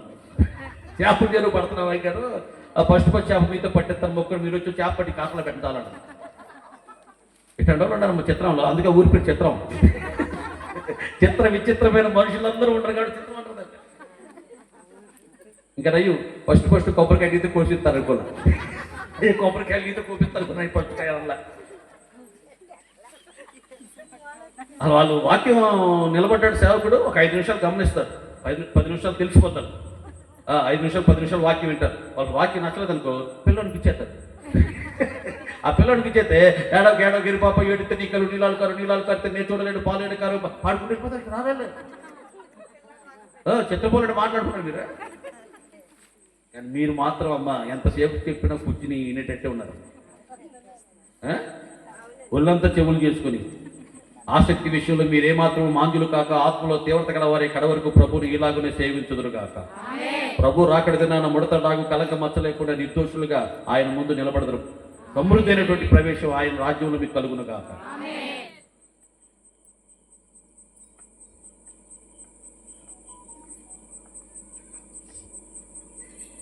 సహజంగా వినటం వలన విశ్వాసం కలుగుతుంది కదా. ఈయన ఎక్కడన్నాడు, ఓ రోజున ఇల్లు వస్తున్నాడు, అయ్యా సార్ ఎక్కడి నుంచి వస్తున్నారు సార్ అని అడిగాడు ఒక ఆయన. అదేనండి మా ఇంట్లో పనివాడికి కొంచెం పెరాలసిస్ స్ట్రోక్ వచ్చింది, పలానా ఊర్లో మందు ఇస్తున్నారంటే వెళ్ళి వస్తున్నానండి. పోయిన వారంలో పలానా ఊరు వెళ్ళానండి, అది వేసేమేం తగ్గలేదండి, ఈ వారం చూద్దాం అని మన ప్రయత్నం మనం చేయాలి కదా, రాయేద్దామని ఆ మందు వేస్తున్నా వెళ్ళానండి అన్నాడు. ఎందుకు సార్, నా మాట ఏనండి, యేసుక్రీస్తు ప్రభు వారు 38 సంవత్సరాలుగా బేతస్తా కోనేటి దగ్గర పడి ఉన్నటువంటి ఆ వ్యక్తిని నీ పరుపెత్తుకుని లెగు నడుము అనగానే ఆ ఎముకలు కీళ్ళన్నీ సడిలిపోయినాయండి. వాడు నడవటం కాదు అయ్యగారు, వాడి యొక్క పరుపు కూడా ఎత్తుకుని నడిచాడండి. 38 సంవత్సరాలు సార్. మీ పాలేరికి వచ్చి 35 రోజులు కూడా లేదు. మీ నౌకరికి పక్షవాయువు వచ్చి కనీసం 38 రోజులు కూడా అలా నిన్నగామని వచ్చింది. వాడికి ఎప్పుడు వచ్చింది? 38 ఏళ్ళ క్రితం ముడుసులు కట్టేసి 38 ఏళ్ళ క్రితం పక్షవాయువు వచ్చి ఆ నరాలు, ఆ కండరాలు, ఆ కీళ్ళు, ఆ ఎముకలన్నీ కూడా మెలుగురిగిపోయినాయి, మెల్ట్ అయిపోయినాయి. అట్టంటోడు యేసు ప్రభు ఒక్క మాట పెడితే అవన్నీ సడలిపోయినాయ్యా. మీ సమస్య ఎంతండి? యేసు ప్రభుతో ప్రార్థన చేయించుకోండి అని చెప్పాడట. యేసును గూర్చి విని, ఆమె ఎవరిని గురించి విన్నాడు? యేసుని గురించి విన్నాడు. యేసుని గురించి వినుట వలన మనకేం కలుగుద్ది? విశ్వాసం కలుగుద్ది. ఎంత తిన్నాడు? ఇంత తిన్నాడు. కానీ యూదులు కూర్చున్నప్పుడు, లేచినప్పుడు, నడిచినప్పుడు, పండుకున్నప్పుడు యేసుక్రీస్తుని గురించి తల్లిదండ్రుల ద్వారా వినేవారు. మోషే ధర్మశాస్త్రం చిన్నప్పటి నుంచి అన్నాడు. అవి చెప్పరు. పొడుకోబెట్టుకుని మనవని మనవరాల్ని తిందాం అందంటరా. ఎక్కడ తెచ్చి తిందాం అందంటరా. అప్పు తెచ్చి తిందాం అందంటరా. అప్పెట్ట తీద్దాం అందంటరా. తినేసి ఎగ్గొట్టి పారిపోదాం అందంటరా. అందరు తిన్నా తాటి చెట్టుకు దొంగలు వచ్చారు. చెప్పట్లేదా? ఇట్లాంటి కాదు చెప్పాల్సింది. యేసు ప్రభు చేసిన కార్యాలు చిన్ననాటి నుంచి చెప్పాలి. ఆమేన్. ఎప్పుడు తిండేనా?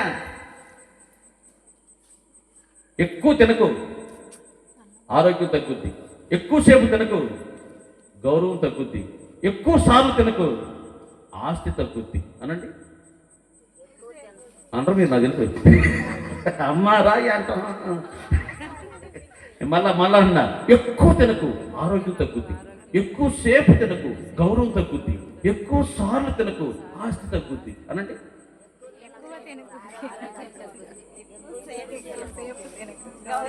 ఈరేంటారు బాబు, మన పట్టు ఇట్లా పట్టుకున్నాడు బాబు. అది తిండే తినొద్దంటే అంటే తినండి, ఎక్కువ తినబాక. సాలు వచ్చేటట్టుగా, ఆయాసం వచ్చేటట్టుగా తినబాక. పొద్దున్నే ఫోన్ చేసి ఏ కూర ఇయ్యాను కబుర్లో.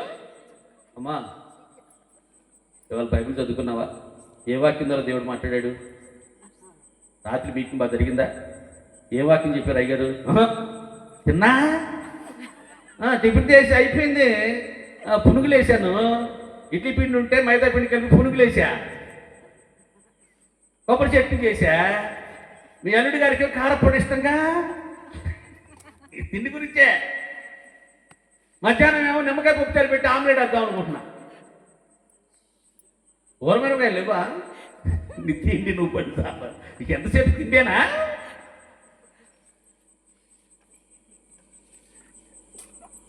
చూడబాకమ్మా, నాకు భయం వేస్తుంది. తినండి. యేసుప్రభు తిన్నారు, యేసుప్రభు పెట్టారు. తింటం తప్పేమీగా.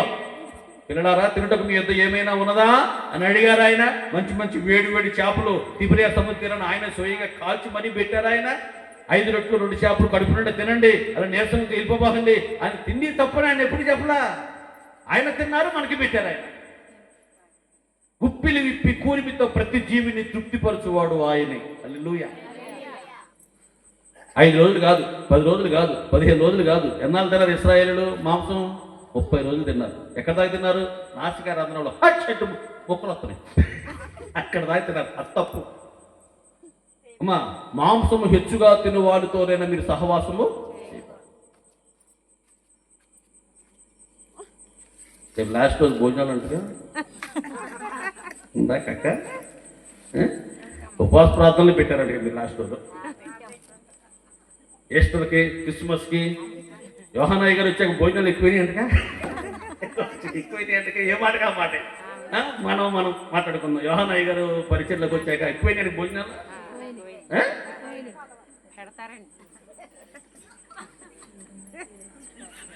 అమ్మా, కూర్చున్నప్పుడు, లేచినప్పుడు తిండి గురించి కాదు పిల్లలు చెప్పాల్సింది, మాట్లాడాల్సింది యేసుక్రీస్తుని గురించి వాళ్ళు చెప్తూ ఉంటే వాళ్ళ విశ్వాసం పెరుగుతూ ఉంటుంది. హల్లెలూయా. మీ బిడ్డలకు కూర్చున్నప్పుడు, లేచినప్పుడు, నడిచినప్పుడు, పండుకున్నప్పుడు దేవుని యొక్క ధర్మశాస్త్రాన్ని బోధించుకొని దేవుడు ఆజ్ఞాపించాడు.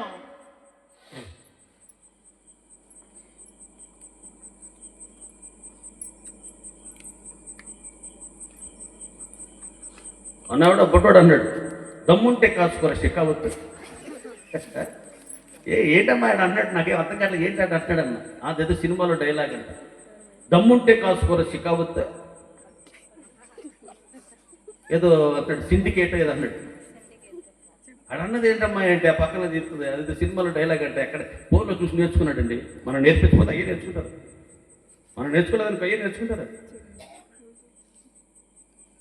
కానీ ఎక్కడో కొంచెం చిన్న మాట విన్నాడండి, అంతే. ఇంత విశ్వాసం చూడండి. ఆ ఊర్లో ఒక అమ్మాయి పొలం పిల్లలు ఈ మనుషులు తీసుకెళ్తారు, మేస్త్రి అంటే అట్టుతున్నాడమ్మా.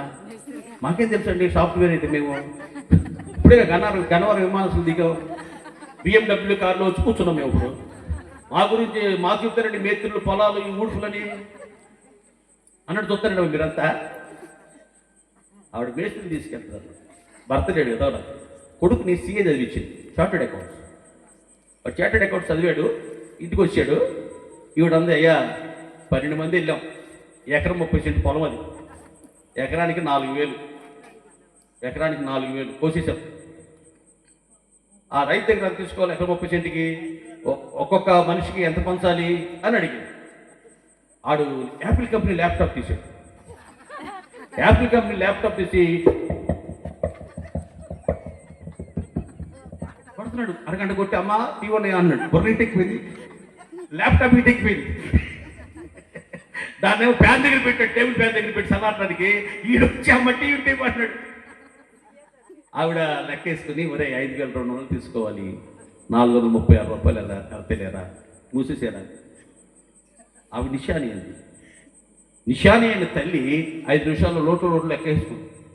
కానీ CA చదువుకున్న వీడు అరగంట ల్యాప్టాప్ సహాయంతో కూడా చెప్పలేదు. చిన్నప్పటి నుంచి వాక్యం విన్న ఇశ్రాయేలీలు విశ్వాసం లేదు. ఎక్కడో రోమీయుడు రోడ్డు మీద ఎవరో చెప్తే, ఇంత మాట దేవుని గురించి వింటే ఇంత విశ్వాసమా, ఇంత మాటకే యేసు ప్రభు వారు ఆశ్చర్యపడిపోయారు. ఆమేన్. నేను మన బొంబాయి మీటింగ్ పోయింది. అక్కడ ముఖేష్ అంబానీ గారు ఇల్లు చూపించారు నాకు. పాస్టర్ గారండి, ఇది 15,000 కోట్లు అయిందండి, దీని మొట్టమొదటి కరెంటు బిల్లు 71 లక్షలు వచ్చిందని చెప్పాడు అక్కడ పాస్టర్ గారు. నాకు చాలా ఆశ్చర్యం వేసింది. మీరు ఎట్ట పెట్టారండి, మాకు లాక్డౌన్ మా అటాచ్డ్ బాత్రూమ్కి అనేది ఖర్చు అనమాట అన్నట్టు పెట్టారంటమ్మా. మీకు ఆశ్చర్యం లేదుగా? మాకు హోటల్కి వెళ్తే సప్లైర్కి ఇస్తాం టిప్పు, అంత ఉందండి. మేము హోటల్కి వెళ్తే ఆ టిప్ ఇస్తామంటే సప్లైర్కి ఆ అమౌంట్ అన్నట్టు పెట్టారండి మొహం మీరు. మీకు ఆశ్చర్యం లేదా? 15,000 కోట్ల 71 లక్షల కరెంటు బిల్ల. నేను నిద్రపోయి నిర్కాంతపై నిశ్చేసిన విభ్రాంతి గుడ్డప్పకి చట్టా చూస్తాం ఇంటంక. కానీ ఆశ్చర్యకరుడిని దేవుడు ఆశ్చర్యపోవటం ఏంటండి బాబు? ఇలాంటి వేరే ఆశ్చర్యకరుడు, ఆలోచనకర్త. అలాంటి ఆశ్చర్యకరుడైన దేవుడట ఆశ్చర్యపడిపోయాడట. ఇంత విశ్వాసమా, ఇంత ప్రేమ, ఇంత దీనత్వమా? కపెర్నహూము పట్టణంలో ఉంటూ కూడా 100 మంది పైన అధికారం కలిగిన వాడయ్యుండి కూడా ఇలాంటి వ్యక్తి అక్కడ ఉన్నాడా? అసలు నేను ఇలాంటి వ్యక్తిని ఇశ్రాయేలులోనైనా. కన్నులిచ్చిన వాడు చూడకుండా ఉండగలడా? కన్నులిచ్చిన వాడు కానుకుంటాడా? చెవులిచ్చిన వాడు వినుకుంటాడా? ఆయన కన్నులిచ్చిన దేవుడు అంటున్నాడు, నేను చూడలేదు అంటాడంటే దాని అర్థం తెలుసా? అసలు ఇలాంటి వ్యక్తి భూమి మీద లేడు. అమ్మా, ఊదు దేశంలో యోబు లాంటి వాడు లేడని దేవుడు చెప్పాడు. ఇలాంటి వ్యక్తి అసలు భూమి మీద లేడు. అంటే ఈయన NT Job, new testament Job గారు అన్నమాట. ఇలాంటి వ్యక్తిగా యేసుప్రభు చూడలేదంటే ఉంటే చూడగలడు. ఆకాశం ఎక్కిన అక్కడ చూడగలడు, భూదిగంతలు దిగిపోతే అక్కడ కూడా యేసయ్య చూడగలడు. యేసయ్య చూడలేని స్థలం అంటూ ఏది? ఆయన చూడలేదు అన్నాడు అంటే అసలు అలాంటి వ్యక్తి లేడనే అర్థం. What wonderful character. ఎంత అద్భుతమైనటువంటి వ్యక్తిత్వం గల మనుషుడండి ఈయన. యేసు ప్రభువుని ఆశ్చర్యపరిచాడండి. ఎంత సమర్పణ కలిగిన వ్యక్తి అండి ఇతడు. తన ధనాన్ని యూదుల మందిరం కోసం వాడుతున్నాడు, తన ధనాన్ని పేదవాడి కోసం వాడుతున్నాడు. ఆమేన్, హల్లెలూయా. సమర్పణ కలిగిన వాడు, విశ్వాసం కలిగిన వాడు, సాక్ష్యం కలిగిన వాడు, దీనత్వం కలిగిన వాడు, ప్రేమ కలిగిన వాడు మందిరానికి వెళ్ళకపోయినా ఇన్ని గుత్తులుగా దైవికమైన లక్షణాలు పురికి పుచ్చుకున్నవాడు, ప్రభువుని ఆశ్చర్యపరిచిన వాడు. ఇంకొక మాట ఏంటంటే మత్తయి సువార్త 8వ అధ్యాయంలో ఉంటుంది. ఆ మాట చదవండి, నేను నా మాట ముగిస్తాను. మత్తయి సువార్త 8వ అధ్యాయం మత్తయి సువార్త 8వ అధ్యాయం 8వ వచనం తల్లి, 8వ వచనం. నీవు నా ఇంటిలోనికి వచ్చుటకు నేను పాత్రుడను కాను. చాలు చాలు నాన్న. ప్రభువా ఎవరట? యేసయ్య ప్రభు. అమ్మా అంటే అడోనాయ్ అంటే సర్వాధికారి. యూదులు ఏమంటున్నారు? ఈయన వడ్లవాని కుమారుడు కాదా? యేసూపు మరియుల కుమారుడు కాదా? ఇతని సహోదరులు, ఇతని సోదరీమణులు మనతో ఉన్నవారు కారా? యూదులు అలా మాట్లాడుకుంటున్నారండి. కానీ రోమిడు అంటాడు కాదు కాదు, వడ్లవాని కుమారుడు కాదు ఈయన. క్రైస్తవ మతాన్ని స్థాపించడానికి వచ్చిన క్రైస్తవ మత స్థాపకుడు కాదు ఈయన. చిన్నపిల్లల పుస్తకాల్లో యేసు ప్రభు క్రైస్తవ మత స్థాపకుడు రాశారు. క్రైస్తవ మతానికి యేసు ప్రభుకి సంబంధమే లేదు. యేసయ్య అన్నాడు, ఒకరిని మీ మతంలో కలుపుకున్నట్టుకు మీరు లోకమంతా తిరిగి వస్తారు. ఎందుకయ్యా మీరు మతాలు మారుస్తున్నారు? మతం మార్చడం తప్పు అని మందలించిన వ్యక్తి ప్రభు అయిన యేసుక్రీస్తు వారు. ఆయనకి మతానికి సంబంధం లేదు. ఆయన మార్గం, ఆయనే జీవం, ఆయనే సత్యం. యేసయ్య అన్నాడు, 40 సంవత్సరాలు వారిని నేను గద్ద రెక్కల మీద మోశాను. పగలు మేఘస్తంభముగాను రాత్రి అగ్నిస్తంభముగాను నడిపించాను, అద్భుతాలు చేశాను. కానీ వారు నన్ను తెలుసుకొనలేదు, నా మార్గాలు వారు ఎరగలేదని 95వ కీర్తనలో దేవుడు చెప్పాడు. ఎన్ని సంవత్సరాలు? 40 ఏళ్ళు. పెళ్ళై 50 ఏళ్ళు అయిందండి నాకు. నా భార్య నాకు అర్థం కావట్లేదు అన్నాడు. ఆడవాళ్ళు అర్థం కాదట. 50 ఏళ్ళైనా అర్థం కదా? అర్థం కదా. వాళ్ళు ఎప్పుడేం మాట్లాడితే అర్థం కాదు. 40 ఏళ్ళు నడిపించాను, వారు నన్ను తెలుసుకోలేదు. ఇలా చెప్పనమన్నాడు. ఆయన తిన్నప్పుడు ఆయన పెట్టి తిన్నారు, ఆయన పక్కనే పడుకున్నారు, ఆయన చేసిన అద్భుతాలన్నీ చూశారు. చచ్చిపోయిన వ్యక్తులు బతికిస్తుంటే సాక్షులుగా ఉన్నారు. వాళ్ళు అన్నారు, ఈయనెవరో, అసలు ఈయనెవరో, గాలియు సముద్రమును ఈయనకు లోబడుతున్నవే అని 3.5 సంవత్సరాలు యేసు ప్రభు వారు వెనక తిరిగిన ఆయన శిష్యులు మాట్లాడుతున్న మాట, ఈయనెవరో. ఏమనుకున్నావు నా యేసుని, ఎవరనుకున్నావు యేసుని. ఆయన రోగాలు తగ్గించి ఆర్ఎంపీ డాక్టర్ అని కొంతమంది, పిల్లలు లేకపోతే పిల్లలు ఇస్తాడు, గైనకాలజిస్ట్ అని కొంతమంది, ఆయన ఆర్థికంగా సహాయం చేస్తాడు, అప్పులు తీరుస్తాడు, బ్యాంక్ మేనేజర్ కొంతమంది. ఆయన కూర్చిన ప్రత్యక్షత. మరి మీరు నన్ను ఏమనుకుంటున్నారు? జనులు ఏమనుకున్నారని అడిగాడు. ఇర్మియాని, బాప్తిస్మిచ్చు యోహానని, ప్రవక్తని ఇలా అనుకుంటున్నారు ప్రభు నేను కూర్చి జనులు. సరే ఆ సంగతి పక్కన పెట్టండి. మీరేమనుకుంటున్నారు? మేమైతే ఈ లోకానికి రావలసిన మెస్సియావు నీవని, దేవుని కుమారుడు అని నిన్ను గురించి మేము అనుకుంటున్నాం ప్రభు అన్నప్పుడు యేసయ్య అన్నారు, సీమోను బర్యోనా, నీవు ధన్యుడవు. పరలోకమందున నా తండ్రి ఈ విషయాలు నీకు బయలుపరిస్తేనే తప్ప రక్త మాంసములు ఈ విషయం నీకు బయలుపరచల. నువ్వు ధన్యుడమా? యేసు ఎవరో? ఎవరి యేసని అడిగేవో,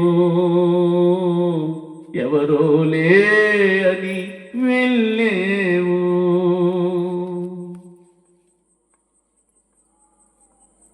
ఈ కులం కాదు, ఆ కులం కాదు, ఈ మతం కాదు, ఆ మతం కాదు. ప్రపంచంలో ఉన్న దేశాల్లో అత్యధిక మంది ప్రజలు ఆరాధించే ఏకైక దేవుడు యేసు ప్రభువు.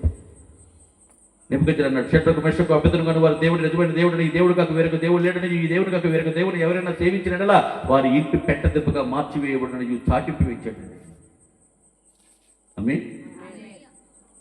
వివేకానందుడు అన్నాడు, యేసుక్రీస్తు ప్రభు వారు జీవించిన దినాల్లో నేను జీవించి ఉన్నట్లయితే నీలత కాదు, నా రక్తంతో ఆ పరమ పవిత్రుని పాదాలు కడిగుండేవాడిని అన్నాడు. ఆమేన్. హల్లెలూయా.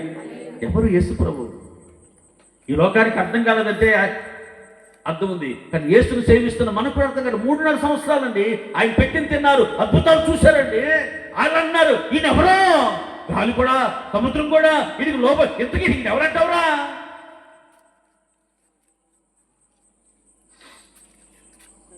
అమ్మా ఆయన పేరు ధనప్రకాష్ శర్మ, భార్య ఆశ, పీజీ చేసింది.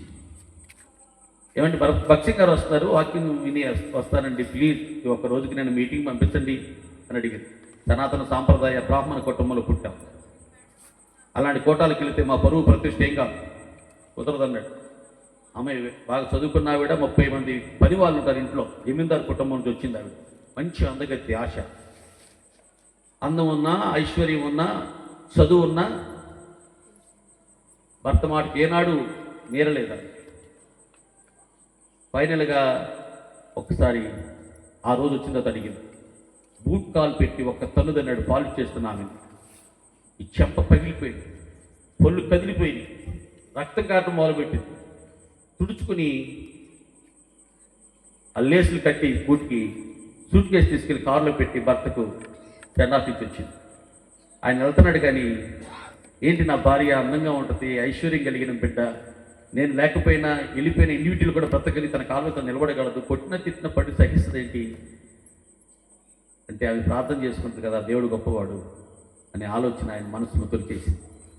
ఆఫీసులో కూర్చోలేకపోయాడు, కారు వేసుకుని వచ్చేసాడు. ఏంటంటే పెద్దగడ వచ్చేసారు, తలనొప్పిగా ఉందా, కాఫీ పెట్టినా టీ పెట్టినా అంటుంది దేవుడు. ఏమి వద్దు కానీ, ఎవరు దైవజనుడు మనం పట్నం వస్తానంటున్నారు కదా భక్సింగ్ గారు, నేను తీసుకెళ్దామని వచ్చాను ఆశ అన్నాడు. సంతోషించింది, ఆనందించింది ఆమె. దేవా, నా ప్రార్థన ఆలకించావా? ధనప్రకాష్ గారి కారుకి వెళ్ళిపోయింది. అప్పటి నుంచి మోకరించి ప్రార్థన చేస్తాను, నా భర్త మనసు మార్చమని. దేవుడు ఆత్మకార్యం చేశాడు. ఆ రోజు భార్యను తీసుకుని భక్సింగ్ గారి మీటింగ్కి వెళ్ళాడు. భక్సింగ్ అన్నగారు వాక్యం చెప్తుంటే కుర్చీలో కూర్చున్న ధనప్రకాష్ శర్మ మోకాల మీద పడిపోయాడు. ఒళ్ళుని ఏడవటం మొదలుపెట్టారు. పాపిని ప్రభువా, నేను పాపిని ప్రభువా, నా సృష్టికర్తని నిందించానయ్యా, దూషించానయ్యా, ఎన్నాళ్ళు నీకు దూరస్తులుగా బ్రతికాను, శత్రువుగా బ్రతికాను, నీకు ఏడవటం మొదలెట్టాడు. దైవ చిత్తానుసారమైన ఆ దుఃఖం రక్షణార్థమైన మారు మనసులోకి ఆయన నడిపించింది. దేవునికి స్తోత్రం. దేవుని పిల్లలారా, ఓ రోజున ఇందిరాగాంధీ వచ్చింది. ఇందిరాగాంధీకి బెస్ట్ ఫ్రెండ్ ఆయన. జవహర్లాల్ నెహ్రూ భుజాల మీద ఎత్తుకుని మోస్తే పెరిగిన వాడు ఆయన. అంత సన్నిహిత సంబంధం ఆ కుటుంబానికి, కుటుంబానికి. వచ్చి ఆమె స్నేహితురాలు చెప్పింది ఇందిరాగాంధీ, ధనప్రకాష్, నీలం సంజీవ్ రెడ్డి పదవి విరమణ నెక్స్ట్ మంత్ 18th కంప్లీట్ అవుతుంది. తర్వాత రాష్ట్రపతిగా ఇండియాకి నిన్ను నియమించాలని కాంగ్రెస్ పార్టీ వర్కింగ్ కమిటీ అంతా నిర్ణయించుకున్నాం అన్నది. అప్పుడు ధనప్రకాష్ శర్మ గారు అన్నారు, ఇందిరా, నేను ప్రభు పిలుపునందుకుని నేను నా భార్య దేవుని సేవ చేస్తున్నాం, ఆత్మను సంపాదిస్తున్నాం, ప్రభు సువార్త ప్రకటిస్తున్నాం, ప్రభు నమ్మి ఈ పరిచర్య మాకు అప్పగించాడు. అంతకన్నా గొప్ప భాగ్యం మరొకటి లేదు. కాంగ్రెస్ పార్టీలో చాలా మంది అనుభవజ్ఞులు ఉన్నారు రాష్ట్రపతిగా చేయటానికి. వాళ్ళని ఎవరైనా నియమించుకోండి, నేను దేవుని సేవ చేస్తూ నా జీవితాన్ని, నా తనువును ఆయన సేవలో ముగించాలనుకుంటున్నాను అన్నాడు ఆయన. ఆమె ఆయన గుడివాడలో పిల్లా వెంకటరత్న గారు చర్చి ఓపెన్ చేయడానికి వచ్చాడు ఆయన. నేను వెళ్తే ఆయన సాక్ష్యం చెప్పినప్పుడు ఆశ్చర్యపడ్డాను. మీరు కూడా ప్రతి బైబిల్ బుక్ డిపోలో ఉంటుంది, నేను నా దేశం నా మతం అనే పిల్లా వెంకటరత్న గారు రాసిన ఆయన బయోగ్రఫీ పుస్తకం కొనుక్కోండి. అద్భుతమైనటువంటి సాక్ష్యం అది. ఎందుకు ఈ మాట చెప్తున్నానంటే, రాష్ట్రపతి పదవి కూడా యేసయ్య ముందు ఎన్నికైనది కాదు. ఆఫ్టర్ రాష్ట్రపతిగా, అసలు భారతదేశంలో ప్రథమ పౌరుడు రాష్ట్రపతి కదండి. ఎవరైనా మరి ఉరికమ్మ క్షమాపేక్ష పెట్టాలంటే అది ప్రధానమంత్రి వల్ల కాదు, సుప్రీంకోర్టు జడ్జి వల్ల కాదు, అది ఒక్క రాష్ట్రపతి క్షమాపేక్ష పెట్టగల అధికారం కలిగిన వాళ్ళు. సుప్రీంకోర్టు జడ్జినైనా ప్రధానమంత్రినైనా ప్రమాణ స్వీకారం చేయించేది ఈయనే. ఆయనే ప్రథమ పౌరుడు దేశానికి. అంత గొప్ప స్థానాన్ని ఆయన కాదనుకున్నాడు అంటే కారణం ఒకటే, అంతకన్నా యేసు ప్రభు వారు గొప్ప, ఆయన సేవ చేయడం కన్నా రాష్ట్రపతి పదవి గొప్ప కాదని ఎంచుకున్నాడు. దేవునికి స్తోత్రం కలిగినగా. ఈ రాత్రి వేళ నా ప్రియమైన సహోదరి సహోదరులారా, యేసు ఎవరో ఆయనకు అర్థమైంది.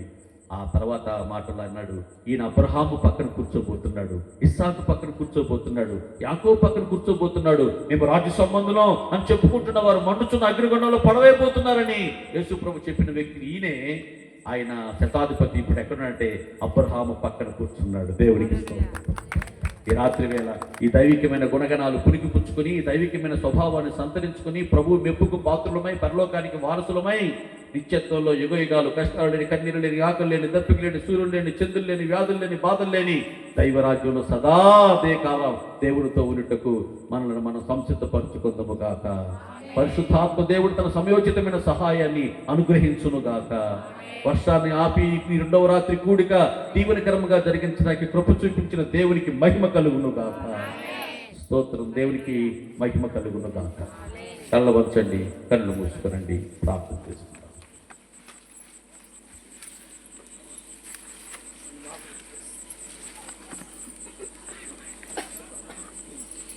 పరిశుద్ధ తండ్రి, మీకు వందనాలు నాయన. శతాధిపతి జీవితాన్ని మా ముందు పెట్టారు. ప్రభు మెచ్చుకున్నవాడే యోగ్యుడు, తన్ను తాను మెచ్చుకున్నవాడు యోగ్యుడు కాదు అని చెప్పారు. మీ మెప్పుకు అతడు ఎలాగో పాత్రుడు కాగలిగాడో అవే గుణగణాలు, అవే లక్షణాలు మేము కూడా కలిగి ఉండి సముపార్జించుకొని మీ మెప్పుకు పాత్రులమై, నిత్యత్వానికి వారసులమై, యోగ్యులమై, అర్హులమై, సదా నీతో ఉండగలిగిన ధన్యకరమైన జీవితానికి మమ్మల్ని కూడా పాత్రులుగా చేయండి నాయన. మీ దాసుని ప్రయాస వ్యర్థము కాకుండా, పెట్టిన ఖర్చు, పడిన ప్రయాస, కార్చిన కన్నీరు, చేసిన ప్రార్థన ఏదీ వ్యర్థము కాకుండా ప్రభునందు మీ ప్రయాస వ్యర్థము కాదని ఎరిగి స్థిరులను కదలని వారును ప్రభు కార్యాభివృద్ధి యందు ఎల్లప్పటికీ ఆసక్తి పరులయ్యున్నామని చెప్పిన మీ లేఖనం ప్రకారం ప్రయాసకు మించిన ఫలితాన్ని కూడికల ద్వారా సంఘానికి, గ్రామానికి మీరు దయచేయండి. మీరు అక్కడ దినాన గుంపు సమూహములను ఎదుర్కొనే భాగ్యం ఇవ్వండి. సేవ చేస్తున్న యోహాన్ గారిని, వారి కుటుంబాన్ని దీవించి ఆశీర్వదించండి. మీ చిత్తమైతే మరొకసారి కలుసుకుని ఆనందించి సంతోషించి ఇలాగ మీ ప్రశస్తమైన నామాన్ని బట్టి ప్రార్థించుకుని పర్యంతం వరకు మీరు ఎక్కల మాటలు పదిలపరచండి. రేపు రాత్రి జరగబోయే చిట్ట చివరి కూడిక మరింత దీవెనకరంగా, ఆశీర్వాదకరంగా, మంచి వాతావరణంలో దీవెనదాయకంగా జరిగింపచేయండి. మా ప్రభువును, మా రక్షకుడును, మీ ప్రియకుమారుడైన క్రీస్తు యేసు వారి కృపగల నామములో మిక్కిలి వినయముతో ఈ మనవులు ప్రాధేయపడి ప్రార్థిస్తున్నాను పరమ తండ్రి. ఆమేన్. అందరికీ వందనాలమ్మా.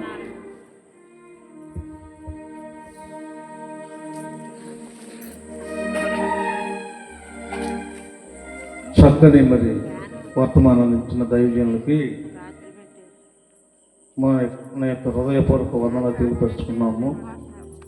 మరి వాక్యాన్ని వింటున్నారు, వాక్యానుసారంగా నడుచుకోవాలని నేను మీకు మనవి చేస్తున్నాను. ఎందుకంటే ఎంతో మరి గొప్ప దేవుడు, ఈ లోకంలో ఎవరు కూడా లేరు ఆయనటువంటి వాడు.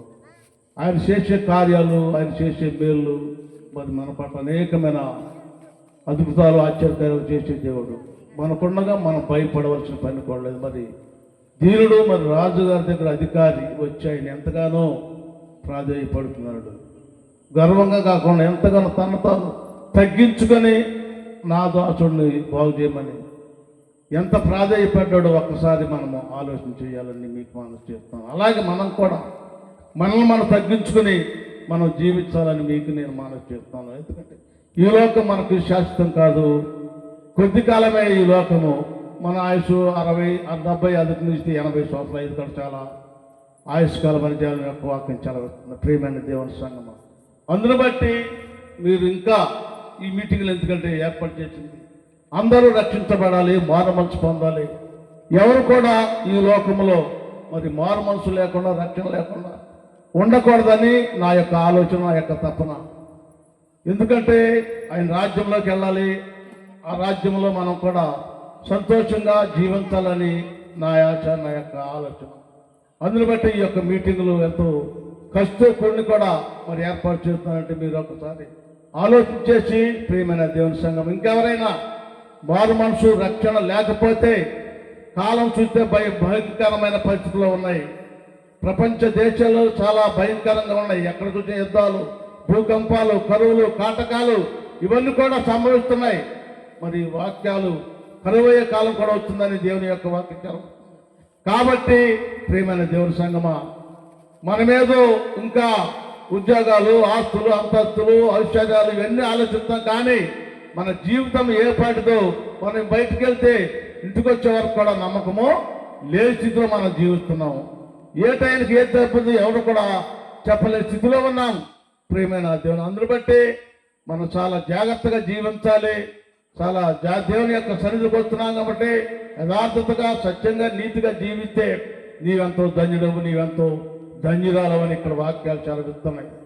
మరి అధికారి వచ్చి ఆయన ప్రాధేయపడుతున్నాడు ప్రేమనేది. మనం కూడా అలాగే ప్రాధేయపడితే నీ పట్ల, నా పట్ల, అనేకమైన కార్యాలు జరిపిస్తాడని మీకు నేను మనవి చేస్తున్నాను. కాబట్టి మరి ఈ మీటింగ్ నిమిత్తము ఎవరికి నేను బాప్తిసం ఎవరు కూడా తీసుకోలేమనుకున్న ఒక ఆత్మ రేపు మరి రక్షించబడుతుంది అని మరి బాప్తిసం తీసుకోవడానికి మరి ఒక ఆమెను ముందుకు వచ్చింది. చాలా సంతోషము. మన మీటింగ్లు వ్యర్థమో కావటం లేదు కాబట్టి నేను చాలా ఆనందిస్తున్నాను, సంతోషిస్తున్నాను. ప్రేమైన దేవుడు, ఇంకా ఎవరైనా బాప్తిసం తీసుకోవాలని మారు మనసు పొందాలంటే రేపు వరకు టైం ఉంది కాబట్టి సిద్ధపడి ఉంటే బాప్తిసం మారు మనసు పొంది చక్కగా మీ జీవితాల్ని సజావుగా నడుపుకోవాలని మీకు మనవి చేస్తున్నాను. మీ కుటుంబాలు చక్కగా జీవించాలంటే, మీ భార్యాభర్త చక్కగా ఉండాలంటే మీరు బాప్తిసం తీసుకోవాలి, మారు మనసు పొందాలి, దేవుని సన్నిధికి వెళ్ళాలి. దేవుని సన్నిధిలో మరి బల్లారాధన కార్యక్రమంలో కూడా ఆయన రొట్టెన శరీరాన్ని తింటే మీరెంతో యోగ్యులని ఇక్కడ మనవి చెప్తున్నాను. మరి దైవశాఖలు అనేక మంది చెప్తున్నారు, అందు కూడా మారు మనసు పొందండి, రక్షణ పొందండి అని సువార్త ప్రకటిస్తున్నారు. కాబట్టి ఎన్నో మాటలు మీ యొక్క హృదయాలు భద్రపరుచుకుని వాక్యానుసారంగా జీవించాలని మీకు మనవి చేస్తూ ఈ కొద్ది మాటలు ముగిస్తున్నాను. ప్రేమైన జీవన రేపు మరి బ్రదరు జాన్ బుష్ గారు పాస్టర్ గారు వస్తున్న వ్యూర్ నుంచి మంచి మరి జాన్ బుష్ గారు అంటే మరి పాటలు వాక్యం కూడా బాగా వివరిస్తారు. కాబట్టి మరి ఆఖరి రోజు రేపు మీ అందరూ కూడా రావాల్సిందిగా కూడా మనం చేస్తున్నాం. ఇంకా అనేక మంది రావటానికి కూడా ప్రయత్నం చేయమని ప్రార్థిస్తున్నాను. మంచి పాటలు పాడాయన అలాగే వాక్యం చెప్పి ఆయన కూడా రేపు మన ముందుకు వస్తున్నారు. కాబట్టి ఇంకా అనేక మంది రావటానికి కూడా సిద్ధపడి రావాలని కూడా దేవుని యొక్క మీ అందరు కూడా నేను తెలియపరుస్తున్నాను. ప్రియమైన దేవుని సంగమా, ప్రార్థన చేసుకుని ఈ యొక్క ఆరాధన ముగించుకుందాం. ప్రార్థన చేసుకుని ఈ యొక్క ఆరాధన ముగించుకుందాం. పరిశుద్ధుడా, పరిశుద్ధుడా, ప్రేమ కలిగిన తండ్రి, కృపగల నాయన, నీ యొక్క మహాప్రేమను బట్టి, నీ యొక్క మహాకృపను బట్టి నాయన మరి నిన్న ఈ రోజు నాయన 2 కూడికలు ఘనంగా జరిగించావు తండ్రి. ఆఖరి రోజు నాయన రేపు కూడా ఘనంగా మర్యాదగా జరిగించమని ప్రార్థిస్తున్నాను తండ్రి. నువ్వు చేసే కార్యాలు కంటికి కనబడవు, చెవికి కనబడవు. అలాంటి కార్యాలు సంఘాల పట్ల, గ్రామాల పట్ల జరిగిస్తున్నావు తండ్రి. అలాగే ఎవరో కూడా గ్రామంలో కూడా సంఘాలు కన్నా ఆయన ఇంకెవరు కూడా మారు మనసు రక్షణ లేకుండా జీవించవద్దని ఆయాస నా తపన తండ్రి. అలాగే ఇంకెవరైనా మారు మనసు లేదో, బాప్తిసం పొందలేదో, దేవుని సిద్ధమైతే వారు కూడా త్వరలో బాప్తిసం మారు మనసు పొంది దేవుని యొక్క రాజ్యానికి వెళ్ళాలని నేను ఆశిస్తున్నాను తండ్రి. అందుగురించి ఈ మీటింగులైనా అందుగురించి ఎంతో ఖర్చుతో పెట్టి మరి మీటింగ్లు ఏర్పాటు చేస్తాం తండ్రి. అనేక మందిని మార్చమని ప్రార్థిస్తాను. అనేక మంది బాప్తిసాలు మారు మనసు పొందిన్నారు తండ్రి. ఇంకా కొంతమందే మిగిలి ఉన్నారు తండ్రి. వారు కూడా నాయన చక్కగా బాప్తిసాలు మారు మనసు పొంది దేవుని యొక్క రాజ్యానికి వెళ్ళాలని నేను ఆశ, నా తపనయ్యా. అలాంటి కార్యాలు ఇంకా ఉన్నవారి పట్ల కూడా జరిగించమని ప్రార్థిస్తాను, వేడుకున్నాను తండ్రి. అలాగే గ్రామాన్ని దీవించి ఆస్వాదించమని ప్రార్థిస్తాను తండ్రి. అలాగే కూడి వచ్చిన ప్రతి బిడ్డను కూడా దీవించి ఆస్వాదించమని ప్రార్థిస్తాను తండ్రి. రేపు జరగనున్న నాయన ఆఖరి మీటింగ్లో కూడా మీరే ఉండి ఘనంగా మర్యాదలు జరిగించమని, అన్ని విషయాలు మీరు మాకు సహాయం చేయమని, నీవు తప్ప ఈ లోకంలో మాకు సహాయం చేయ దేవుడు ఎవరు లేరు అని నమ్మి ప్రతి ఒక్కరూ కూడా నీ సన్నిధికి వచ్చి నేను ప్రార్థించుకుని నీ ద్వారా అనేకమైన మేలు జరిగించుకునే భాగ్యం కుటుంబాలకి, సంఘానికి, గ్రామానికి దాయిచ్చేయమని ప్రార్థిస్తాను తండ్రి. అలాగే సంఘాలని, గ్రామాలని దీవించి ఆస్వాదించమని, వచ్చిన ప్రతి బిడ్డను, ప్రతి కుటుంబానికి కూడా దీవించి ఆస్వాదించమని, రేపు జరగనున్న ఆఖరి నేను ఆరాధనలు కూడా మీరేవాళ్ళు జరిగించమని, ఘనత, మహిమ, ప్రభావం నీకే తెచ్చుకోమని, మా కొరకు అతి త్వరలో రానున్న యేసుక్రీస్తు పరిశుద్ధ నామములో ప్రార్థించి బ్రతిమాలి వేడుకున్నాను తండ్రి. ఆమేన్. తండ్రి యొక్కయు కుమారుడు యొక్కయు పరిశుద్ధ నామములో చేసిన ప్రార్థన అంతటికి ఇప్పటివరకు జరిగిన 2 ఆరాధనలు, రాబోయే రేపు జరిగిన ఆరాధన కూడా ఆయన కృప తోడు నీడ మెండు నిండుగా దాయిచేయును గాక. ఆమేన్, ఆమేన్, ఆమేన్. మీ అందరికి కూడా నా యొక్క హృదయపూర్వక వందనాలు.